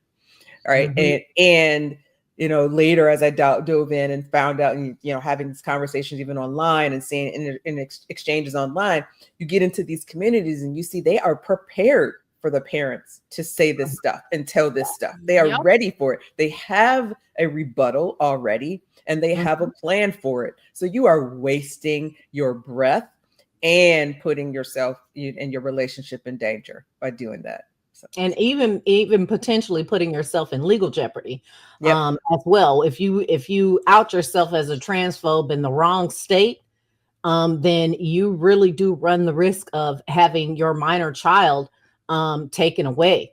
I've had those phone calls in the middle of the night where, a police just showed up. We're jumping in the car. We're leaving right now. And that's scary. And it's still, despite all the EOs and all of the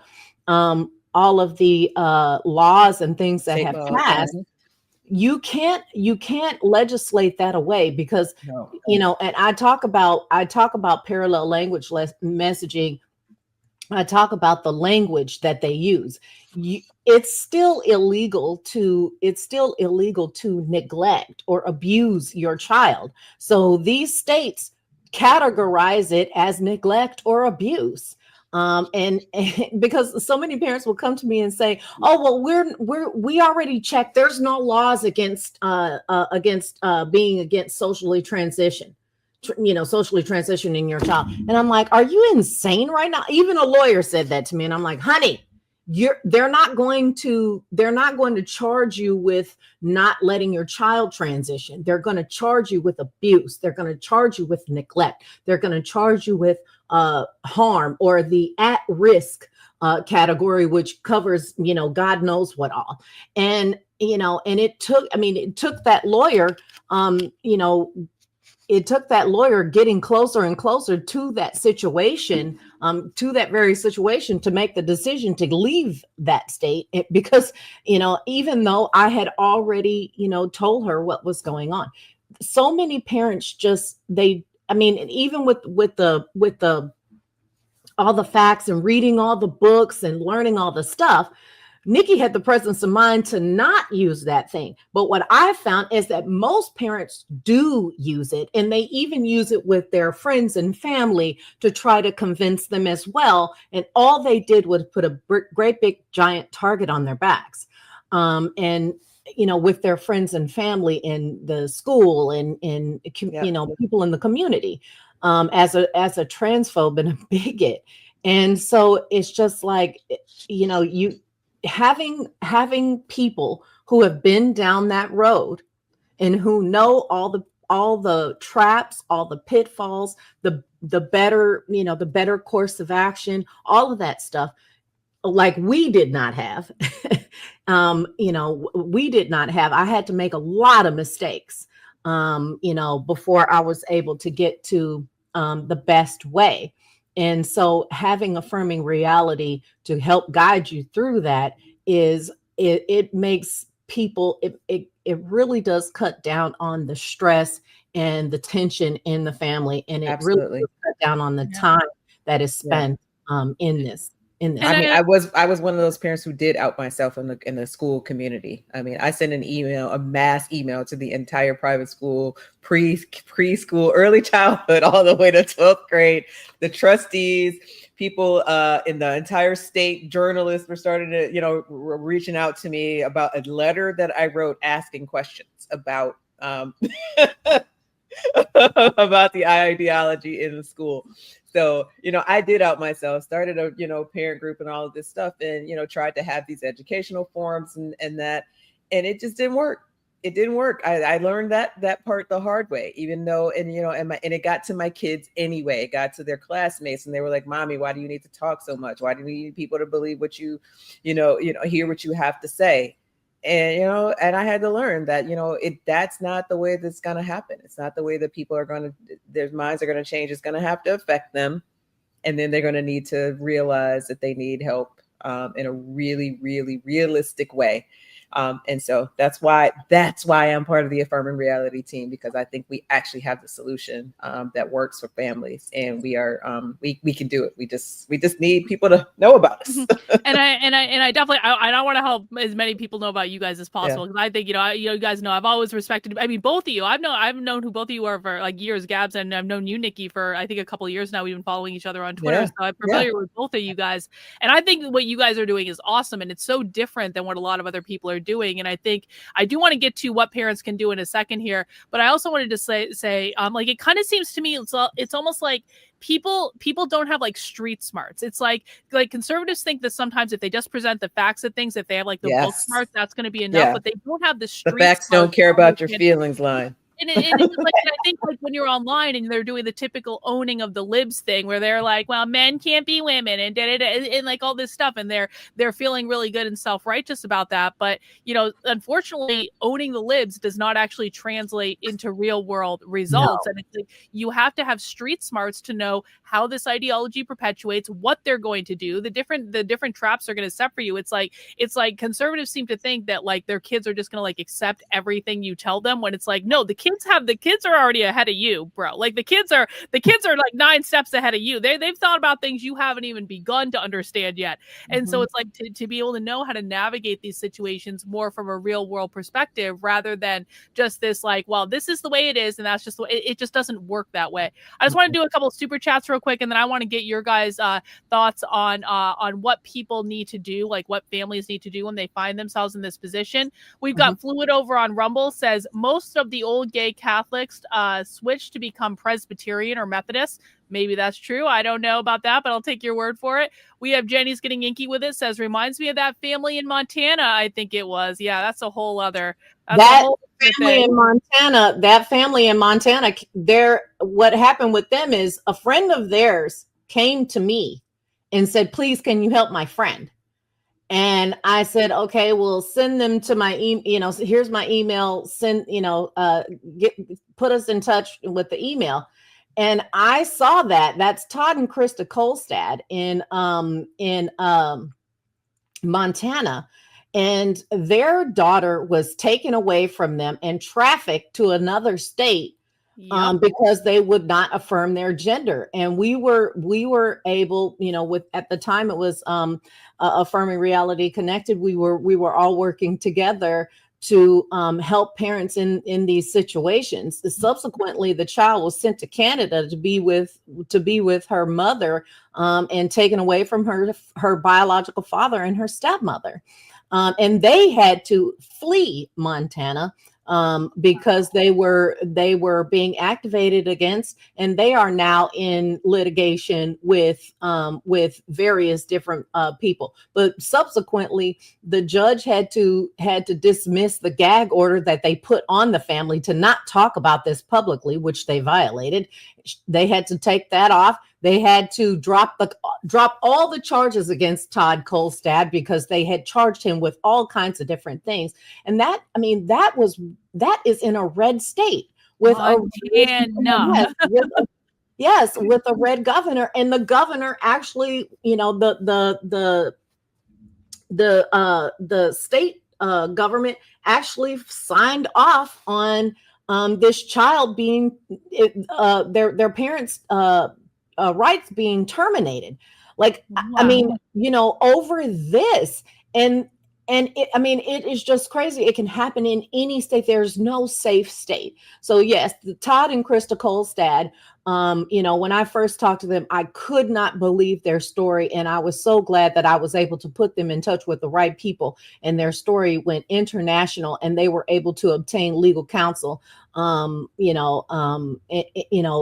help them get through this. And they are still now fighting to get their daughter back, but also fighting against the departments of the state that activated against them unfairly. Yeah, and I just want to emphasize this. If you ever heard about that story of that family in Montana, Gabs is the reason that you know about that story. Gabs is the reason that story got out there and that people were paying attention to it. And I think that's part of one of the things that you guys are able to do when it's necessary, which is to get a lot of media attention on these cases. And it's not necessarily about making anyone famous or internet clout or anything like that. It's you need media attention on these cases to shame politicians into doing things they wouldn't otherwise do. You also need to get them legal representation. You need to get them help. You need to get them support. And it's like sometimes the only way to do that is to shine a giant spotlight on it. It is. And unfortunately, so many parents, they end up waiting until the situation is dire before they're ready to take that step. Yeah. And that, Todd and Krista Kolstad, that is exactly what happened to them. They trusted that they were going to be vindicated. And when they realized that they were not going to get any justice, that was when they decided to go forward. Crazy. We got one more super chat here before we get to the what do parents need to do. James D says, what are your thoughts on the level of influence by the UN, specifically the WHO, on pushing trans ideology? Do you guys have thoughts on that? Well, my answer to that is, look, this is a global indoctrination push. However, our focus is on fixing it. And parents have so much more power within their own families to take their kids back and claim their parental authority over all of these people. But they have to do it in a smart way. And too many people have not done it a smart way by outing themselves as transphobes. And in this particular case, we just talked about watching, waiting, being hopeful, that thing. You have to be very proactive about this and really fight for your kids. You have the ability to do it. Every single parent does. That's our hope. You just have to be willing to do the hard work and come at us with this. And, and honestly, look, we have a lot of parents that come to us after they've already gone to counseling. They're taking their child to counseling and to see a psychiatrist. We got one family that's paying like $750 per session with a psychiatrist to say, these are the things that are wrong with this child, but they're not fixing the ideology. That is it. It's a cultural and social problem. It's a family problem that parents have the ability and the authority to take care of and fix. So yeah, the UN is saying this, the WHO is saying this, the American Academy of Pediatrics is saying this, but they don't live underneath your roof. Yeah. They don't have the ultimate power. You do. Yep. And we got Andre here saying, you hear that Republicans in red states, your own state's governor and government can allow socialists and communists and Marxists to take away your kids for eternity if not fighting on time. Yep, that's exactly right. Absolutely. People don't know how severe this problem is. I live in Ohio. My state governor was actually vetoed the law that prevented medicalization of children, for this issue. But thank goodness we have a super majority state and we were able to override the veto. So a red state with a Republican governor was going to allow this stuff to happen. You cannot rely on these politicians to save your family. You have got to do the work yourself. Ain't that and I need to tell you why though too, because I think this is important. A lot of Republicans have trans-identifying children, or they know people who are trans-identifying. And a lot of them, I'm not kidding you, believe that this is a natural thing that has happened because of vaccines or because of poor health. So they literally believe that you can turn gay or you can turn trans if you don't have the right diet or if you don't have enough testosterone or if you don't have enough estrogen. So they're making excuses for their own bad parenting, and they're making excuses for their own ignorance to cultural issues by blaming it on something tangible, like by trying to attach this onto something real. And we've seen so many people who are conservative change their minds about all of this after they've seen it and been exposed to more of the truth behind it. So you're always going to have those, and not to mention, Texas was the state that had the most gender clinics in the nation. And at one time, they had more gender clinics here in Texas than all of the other states combined, because, big pharma that was a Republican thing. And so they loved these medications and things like that were now being, they were making big money on. And so they weren't ready to stop this. In the beginning, they weren't ready to, they wanted to say, well, maybe we just need to keep an eye on it and do some more research. They weren't ready to just shut it all down, because it lost a lot of money for us, all of the pharmaceutical companies who are making these puberty blockers. Not only that, you got nonprofit health systems, and Texas is a big state with a bunch of nonprofit health centers that are part of the academic community, and they are getting 340B kickbacks for some of these drugs.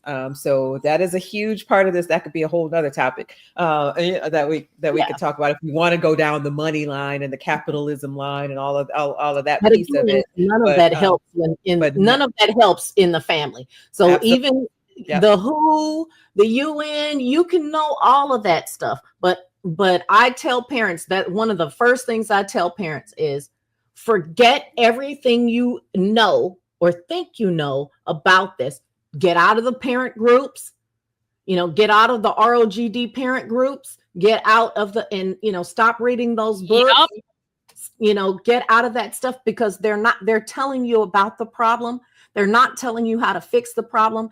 And you need to learn more about the problem from the perspective of being a cult member, not the perspective of being someone who's out of the cult. You need to learn more about it as someone who is in the cult. And we teach parents how to learn the language. We teach parents how to talk to their children so that their children understand, and talk to their children so that they don't trigger them and out themselves as transphobes and bigots and all of that other stuff. And how to find people who are going to be who are going to participate in their child's health and wellness in a positive way, because so many parents really do believe, they say, well, I want my sister to be involved, even though she believes in, she believes in this, and she's, she's affirming, but they know she knows how I feel about it. And I'm like, are you insane? I mean, like, so yeah, I mean, all of the big broad stuff, that's all great, but it has no bearing on what you do inside your four walls and underneath your roof. I mean, it's the difference between understanding on a conceptual level that there is a problem of some sort, and then understanding, okay, how do we actually solve or fix the problem? Again, it's like the difference between like book smarts and street smarts. And if you try to bring book smarts to a problem that requires street smarts to solve, you're not only not going to solve the problem, you're actually going to make the problem so much worse, because all you're going to keep doing is defaulting back to things that have no relation to actually fixing the problem at all. And it sounds like it's so similar to what I tell people about the left all the time, is they think they understand the problem because they see this clickbait on Twitter, or they see their favorite influencer did a show about Marxism. And I'm just like, I'm sorry, Glenn Beck doesn't know what he's talking about when it comes to the funding of Antifa. Like there is no universe in which what Glenn Beck said was correct, because he doesn't understand it from like a street smarts level. He understands it from like a conceptual book smarts level. And I do want to get into like what do people need to do about it. Got a couple more super chats, and one of the super chats gets to this question specifically. Oregon Board, $5 at the door. I love it when people just give me money for just showing up in my chat. Like, that's what happened to us with the Grinch avatar too. Exactly. Awesome. It's like, man, and then we got Fizzled said, my son is going to college next year and is very level-headed, but I fear of him being exposed and falling into all of this. What advice can you give to help him from being indoctrinated? What a great and timely question, Fizzled. All right, now look, first of all, let me tell you this. There is no falling into this. As we've been trying to relate to you, that children identifying as trans are indoctrinated. This is a full indoctrination, and they choose this identity, okay? By, engaging with people who affirm them, in the trans cult, the internet, electronic devices, using other coping mechanisms. College is right with some of that stuff. If you, though, have a really strong relationship with your kid, they have a firm foundation of becoming an independent adult who can express their individual self with confidence, then you are on the way. Okay. But find out what's in their head now. I mean, try to get to know your kid, build a relationship with them. I think one of the biggest pitfalls that parents, or the mistakes that we see, is parents often believe that once their kid becomes an adolescent or adult, is that they still know them very well and they can predict everything they're thinking or everything they're going to do with something. Oftentimes they won't even have a certain discussion with them about something that's a hard conversations, because they think it's going to send the kid down a pathway. You don't know how your kid's going to react. And even if they do react that way, you respond, and you respond appropriately, and you deal with it. Don't shy away from it and outsource that problem to someone else, or just completely avoid it. You have to be willing to confront it. But really, honestly, right now, take the time, get to know your kid, build a relationship with them, do things, find out what they like to do, what they love to do, what makes them feel confident. What is the thing that they see themselves doing in the world? What are they great at? Encourage them, strengthen them, give them skills, and make sure they have skills. Make sure they can change a tire, make sure they can pay the bills and budget, do all of these things so they can fully be independent of you at the time they need to be. And so they're not going to rely when things get hard, when they fail an exam, a midterm, or they're, failing a course, or they don't get selected for the scholarship that they want. you know that they can come to you when they're feeling vulnerable, and then two, they have tools that they can cope with in a healthy manner. If you are teaching that, you are winning this battle right then and there. But you can't predict it, you can't prevent it from happening. It's going to happen if it's going to happen. If your kid is susceptible and vulnerable and they're fully indoctrinated, it's going to happen. I'm sorry. It's not trying to be pessimistic. I'm trying to be realistic. Again, we're affirming reality here. Okay. Yep. I'm of the mind, just don't put them in college. I'm of that. I'm of the mind. Look, seriously, you let them go to community college and stay home until they have a full-time job and they are paying all of their bills themselves, and not just paying their bills, but they also have had to put everything in their name, because so many parents will come to us and they say, oh, well, we don't help them at all. Oh. And then I say, and then we get a list of things. Okay, what are you helping them with? Because they say, oh, they're so mature. We don't do anything for them at all. And then we go down the list and say, okay, well, so they're on their own phone plan. Oh, no. They are on our phone plan, and we bought them a phone and they just pay us every month for, and I'm like, that's not the same thing. I mean, you have to teach them how to exist without you. If you are not fully independent. Yes, yep. Fully independent. They're paying for their own car. They're paying, because this is another thing. The parents will come to us and they'll say, well, I don't know how they're going to do this. I don't know how they're going to buy a car for themselves. They don't have a job. And I'll say, okay, well, do they need to get a job? Yeah, I'll say the first thing I always say, because I've had this happen enough times to know that this is always the answer. So I'll say, okay, well, do they have any savings? Oh, yes, they've got $20,000 in savings. And I'm like, why the fuck are you paying for their stuff? Like, why are you paying for this? Because we said we were going to do blah, blah, blah. And I'm like, that's what the $20,000 was. You were saving that so that when they get to college, that you won't have to pay for that. And they will have to learn what having to pay for themselves means. Or they'll be on their car insurance and they're messing up the cars and all of this. And I said, well, make them get their own car insurance. Oh, well, they pay us for their car insurance. No, that is not the same thing. So I would say, let them go to a community college and stay home until they are 100% independent. And all of those parents who say, well, they shouldn't have to go to college and work at the same time. But guess what? Didn't you do that? Yeah, you did. So then they should have to do it too. Life is hard, and it's harder if you're stupid, like John Kennedy said. So make sure that they know everything that they need to know before you push them out into the world. If for nothing else, they just won't have the time or the energy to even be entertaining this stuff, because adulting is hard.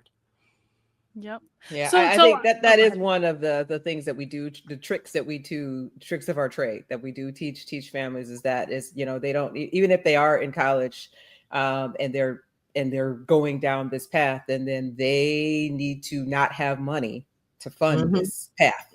And so if they got 20,000 in savings, 5,000 in savings, you need to find ways to help them spend that money on their lifestyle, on managing actual life, in order to keep them out of this. However, I am not like 100% don't go to college. Like Gabs. I think there's some kids who would do fantastic in community college. They're fantastic getting a trade, but there's some kids who really, really want to go into a professional career and do, want to go to college and have worked hard in their high school time, and can do it and can be successful. It is a case by case thing.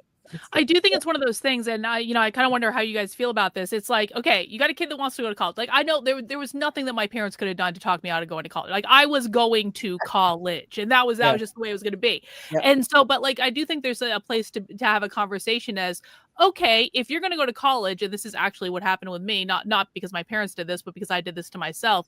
I'm like, I want a professional track career coming out of this. And so there was a lot of philosophy stuff that I was interested in studying, but I was like, you know what? I want to get a job someday. So I'm going to go to the communication school. And then there's maybe a couple electives I can dick around with, some philosophy courses or whatever. But like the degree is in the professional track, the communication school, like the pre-law school, if you want to be a lawyer, or like pre-med, if you want to be a doctor, or like engineering, or like you have some sort of plan to go along with the college. You're not just going to college just to go to college. Like there is a purpose to this exercise, right? Sure. And I think that where I see a lot of this stuff in colleges and universities, it's coming out of the sociology departments, or sometimes they have queer and gender studies, or it's like, why are you going to college to study gender? You don't actually need to do that, and you're not going to be able to get a job. Yeah. Yes. We actually told our daughter that, you know, these are things that we are not paying for. Like we're not contributing to this degree and that type of thing, or this type of an education. You actually have to have a plan. And actually, the interesting thing is along these lines is when I was actually doing my getting my coaching certificate, I had to have a life coaching client.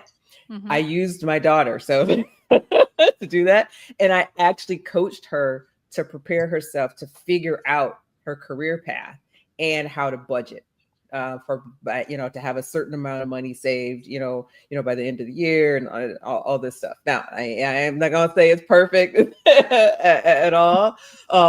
But that was part of our plan. Like that was part of our conversation. Like we ended up not going to any of those liberal arts, private institutions. She's at State University because that's what we came in our compromise. So again, it's individual. You got to have a plan. You cannot just let them go willy-nilly going off to some college and then get a, whatever degree. They need a track. Like it needs to be, it's not just we're going to college just to go to college and get the college experience.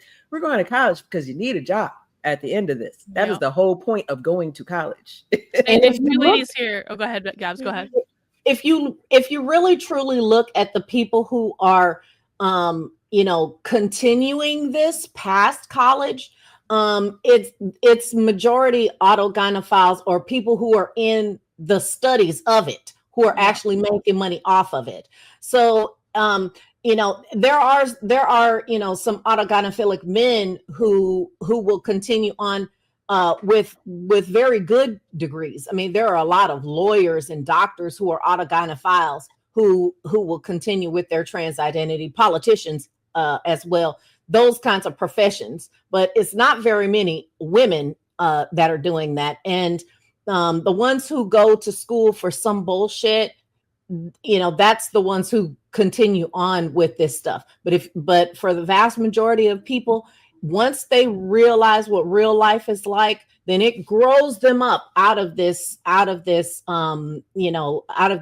rebelliousness, and they have to, seriously think about their real life and deal with their real life situations. So parents help them with that. Two ladies here says, tell the kids to do college online. Listen, I am actually doesn't do it either. Oh man, I'm a big fan of online college. I learned way more in online college than I did in in-person college. I will tell you that. But I also understand for young people, it doesn't necessarily work. I think online college works good for more adult learners or things. Like I had to have a job, and so I did online college because I had to have a job, and it was the way it went. But I think when you're having just college age kids, 18, 19 years old, they want to go to college. Let me get a couple other. But it also doesn't free them of the indoctrination. Because I'm gonna tell you, I got my coaching certificate online, and several of my online discussion coaching clients that are a part of my homework assignments that I had to do were trans identifying individuals. So you had to buy into the terminology. Actually, that actually leads to a question. That actually leads to a question I would definitely wanted to ask you guys, which is about the role of the internet and how do parents have to handle the internet? Because the internet is where all of these ideas are propagated. You can find all sorts of crazy stuff on the internet. I remember one time I signed up on Reddit to just do an experiment experiment. Like, and I kind of posed as like a 15-year-old that was like questioning whether or not I was trans or whatever. It took 15 minutes before some adult was in my DMs, like saying things that they shouldn't be saying. And it really, it was like 2 Reddit posts, and that was it. It was 15 minutes. And so it's like, so what is the role of the internet, and what advice do you give parents about having their kids on the internet and things like that? The groomers are just waiting for fresh meat. Like every single day, they are just waiting. And we've, I bring this back because this is still happening. And I saw, we had a case of this earlier this year, and that's transmaxing. I mean, when I started seeing this, I think it was 4 years ago. A lot of people really didn't believe me when I would tell them about this, about transmaxing. And I told Karlyn about it, and it was a year before she actually could find proof of it.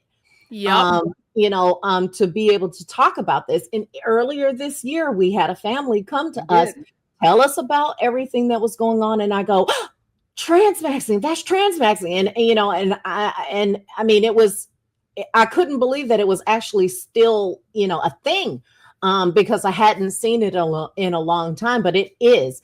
And so the grooming, and you can go look up transmaxing. Maybe Karlyn will put a link in there somewhere. If you want to see the whole transmaxing manifesto, head over to the Substack, look up transmaxing, make sure there's no kids around you when you look at this thing, because you're going to be shocked at what it is anyway. Yes. So, I mean, when the internet, and I say devices just in general. It doesn't even matter if they're connected to the internet, because there's an addiction. So I am a certified recovery coach. Okay. And the addiction component of this is something that I recognized very early on, because I recognized it related to me as something similar to a gambler's addiction or a sex addiction or gaming addiction, addictions that you have that don't require you to ingest anything or smoke anything, or, you know what I mean? They're addictions to a behavior.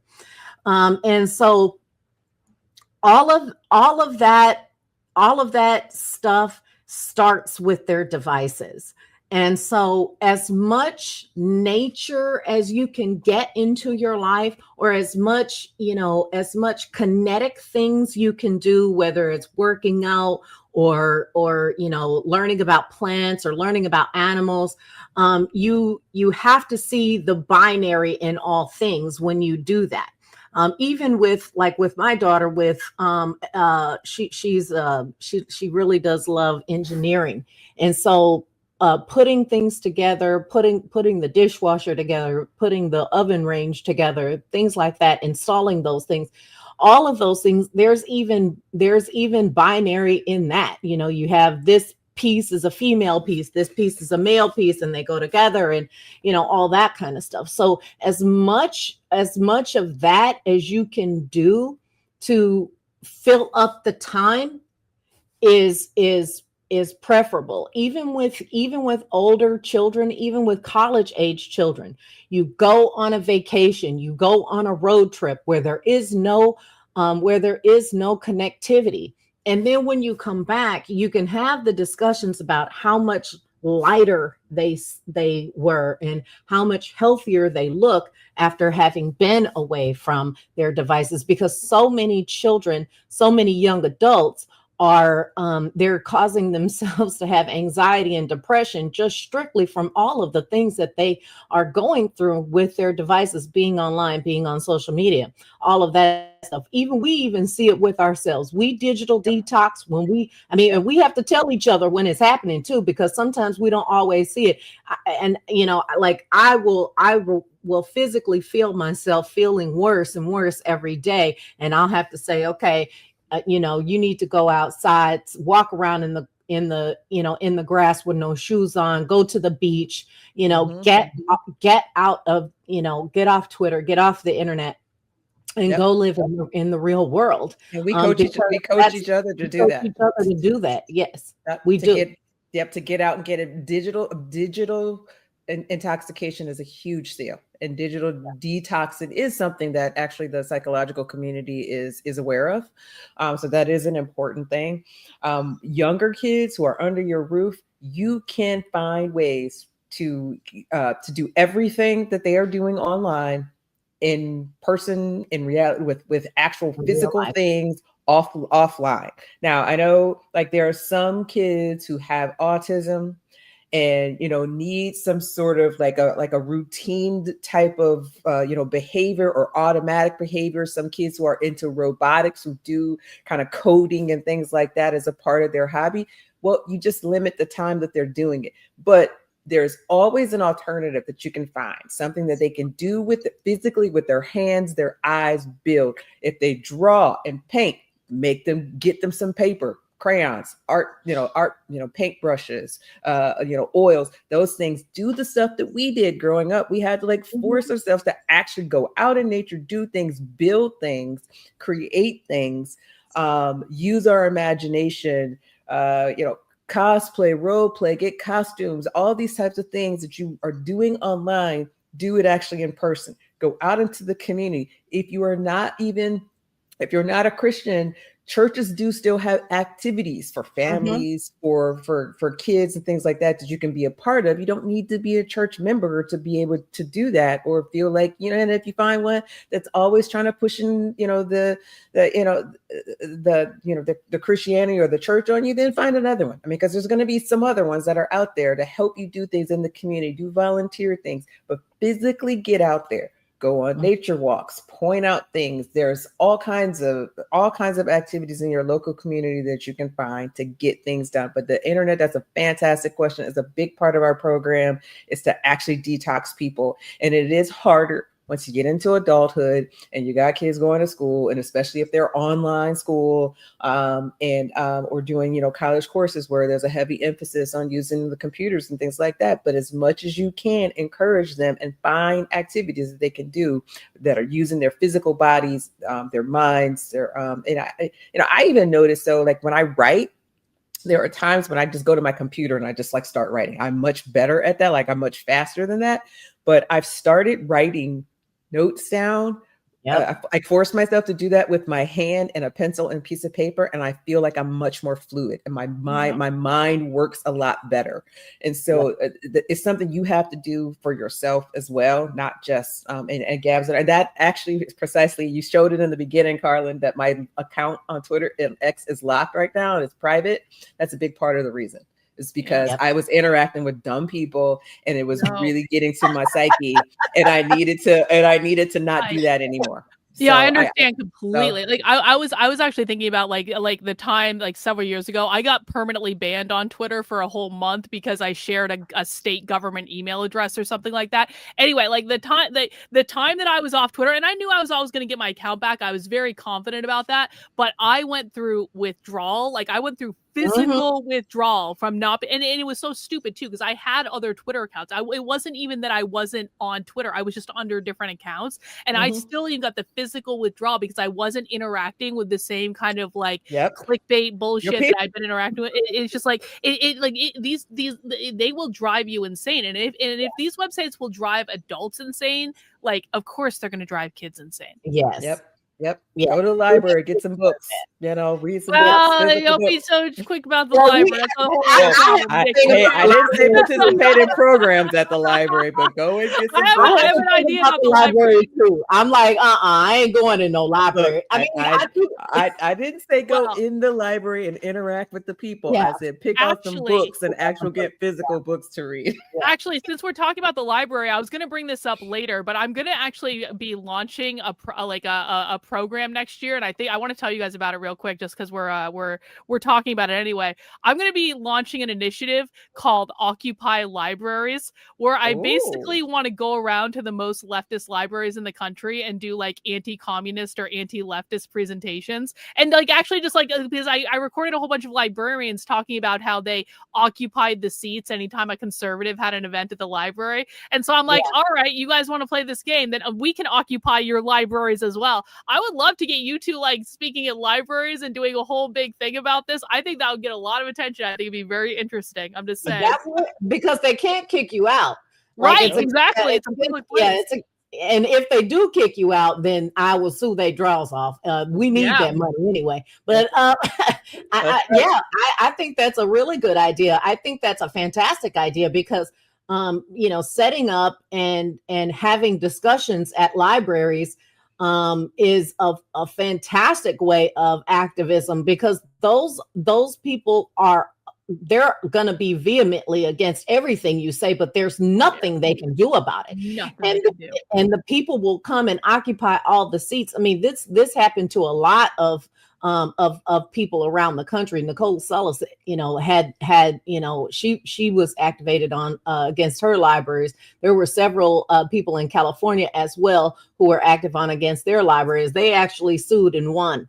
And so I think the library had to pay them $30,000. But really? Oh, I'm even more committed to this idea now. Oh, I can get $30,000 if they tell me no. That's what I'm saying. You absolutely should do that, because the public libraries are funded by the government, and they can't shut your free speech down. So, I mean, there are other places where you can do it too. A lot of police stations in small towns have community rooms where you can go and speak, and they're not allowed to shut you down either. So, I mean, yes, occupy libraries. I think you should absolutely do that. And I don't do as much activism anymore because I don't have the time, and quite frankly, I don't have the patience anymore. Well, we'll go back to you, Gabs, because I happen to know there are some activist librarians down near you right now. And the Library Association, all the top libraries, they done already blocked me on Twitter. But I'll go to my local libraries and I will have an Affirming Reality seminar in a heartbeat, because I believe that would definitely ruffle some feathers. They'll call me all kinds of what do they call us, Nikki? What do they say to it? What do they call us? Conversion therapy and all that stuff. Yeah. I held an event with my parent group. I held an event in a library. Actually, the library was the only place that we could get that would take us. Because they're not allowed to tell you no. Like, they're not allowed to tell you no. So I'm gonna make propaganda posters saying the conversion therapists are coming. Hashtag Occupy Library. That's gonna be great. We're gonna piss them all off. All right, I got one more question for you guys. I want to thank everyone. Okay, right. I always got to be poking the bear. Another reason why my X account is locked down. I can't. I'm trying to keep. I got to keep a job, Karlyn. I got to pay some bills because I think it's kind of like, for me, and I know everyone has their own approaches, but I'm like, you know what? Just embrace it. They're going to call me a fascist. They're going to call me. They're going to call me all these. Yeah. Fine. I'm a fascist. Okay, fine. I don't care about the names. I don't care about when you mess with my money. That's an issue. When I can't survive, like. Yeah. Well, I do want to take the rest of these super chats. We got James D here for the very generous super chat. Thank you so much for sharing your experience, knowledge, and most of all, hope. There's a way to fight back. Thank you for this, Dr. K. So informative. Yes, there's always a way to fight back. You just might have to do some things that you don't want to do and, put on your big boy pants and just do them anyway. Two ladies. Thank you, ladies. My girlfriend from UK has a daughter who is transitioning to. The leftists there are embedded so deeply, so much. Liz is afraid of talking to her daughter about this stuff. Thank you for your advice. Thanks to ladies for that. Send them our way. Affirmingreality.com. Yep. Absolutely. We in Australia, England, Spain. Yep. We got a client we're seeing next week from Australia. All over. Yep. We got Effectual Insurrection over on Rumble with $17. Well, pay to fly our speakers out. We knew it was a great idea, Dr. K. Thank you, ladies. Yeah, we're gonna get some fundraising because I have a nonprofit now. So I'm gonna get a big ass grant. People can make tax deductible gifts. So you can just start a nonprofit, and that's just like a thing. I didn't know that, but apparently, yes, you can. I've started a couple, but you got to get people to. You got to get people to actually fund it, and then the fund and the donors, they like you to say certain things or not say certain things, and then they stop giving you money. So I've gotten some fundraising. I don't have a whole lot, but I do have some so far. So I'm taking it slow, and hopefully, awesome. I'm gonna find a millionaire to fund this. So that's the big goal. We have our last question for today. Thanks for the show. If you have a level-headed teen who has a classmate who identifies as trans, would you let your teen be friends with that child? I think that's a really interesting question. What do you guys think? Hell no. No. Hell no. Yeah. My daughter is she's totally turfed out now. But I just No. And the reason why is seriously because that teenager, even level-headed, they're still asking us to, to affirm a lie. Yes. And so, no, I don't. I mean, and my son is dating someone now who calls himself non-binary, but he knows as soon as he steps in my door that's does not exist anymore. Yeah, I mean, isn't that funny? Is the identity comes back as soon as there's a mom there that's not willing to take your kid. Yeah, I mean, the issue here is what you're doing. You're teaching them is that it's okay to affirm some people and not affirm others. Right. And if the child decides that they want to transition at some point or whatever, and then change their identity, then you've already accepted this other individual's ability to do that. So how can you tell them no? All right. So you have to be realistic and affirm realistic and the reality at all times. You can't just, give it to some and not to others. And whenever it comes back to you, the question then becomes, why were you so accepting of that other person, but you're not accepting me. You're rejecting me. And I mean, and I'm going to tell you, I don't care how level-headed your kid is. Any kid can be susceptible to this. Any kid. So, there are still conservative people who are falling into trans ideology just because they're trying to be inclusive and trying to be supportive of another.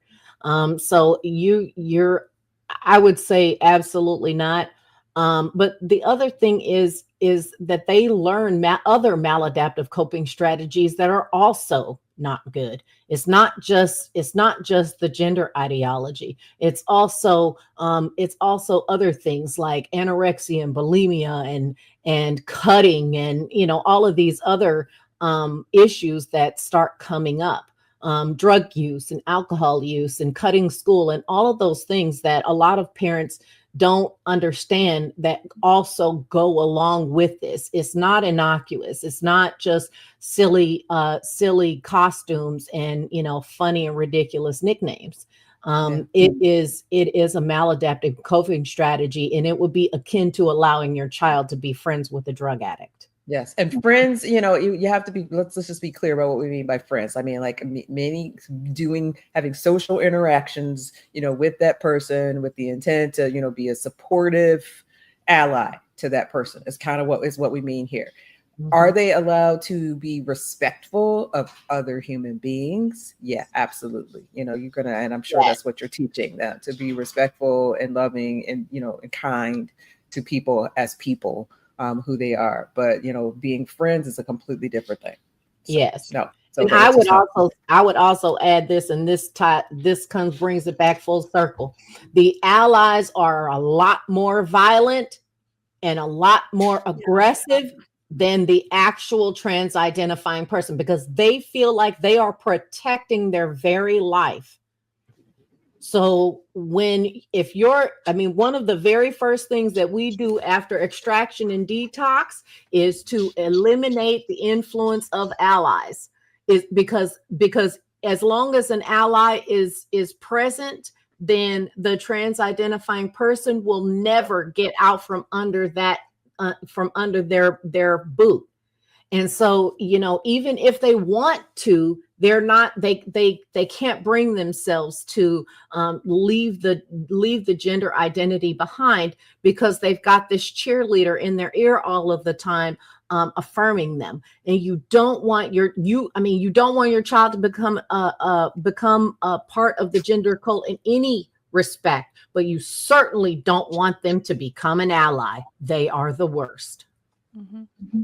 Awesome. Well, I really appreciate all the time you guys have spent with us. I mean, the last couple hours has just flown by for me. I feel like we could have kept going for a while, but we'll just have to save that for future conversations. You guys are welcome back anytime you want to come. Just let me know, or I can reach out to you guys as well. I would love to keep this conversation going, because I do think it's really, really important for people to be aware of this ideology. I think it's really important that everyone start hinging back into reality with how to actually solve the problem, not just putting platitudes online and stuff like that. I want to just give you both a chance, let let people know where they can find you, any announcements you want to make, anything you want people to know. Nikki, let's start with you and we'll have Gabs wrap us up. Sure. Yes. Okay. Just want everybody to really, if we want to emphasize that the indoctrination is the problem, it's the harm. The social transition actually destroys not only the individual that's going through this, but it destroys families and communities.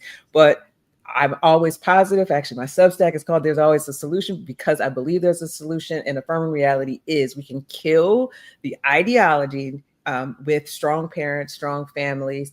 So please just share affirmingreality.com. Find us on X at affirming real or affirm real. Sorry, my gosh, on X. You'll find us. Yep, at affirm real, and share our stuff, and then just spread the word about us. That's it. So thanks so much, Karlyn, for having us on. For sure, we love to tell about our work. We're really excited about it. We really care about these families and want to see this end. Awesome. And Gabs, where can they find you? You can always find me on X at GabsClark5, all the social medias at GabsClark5.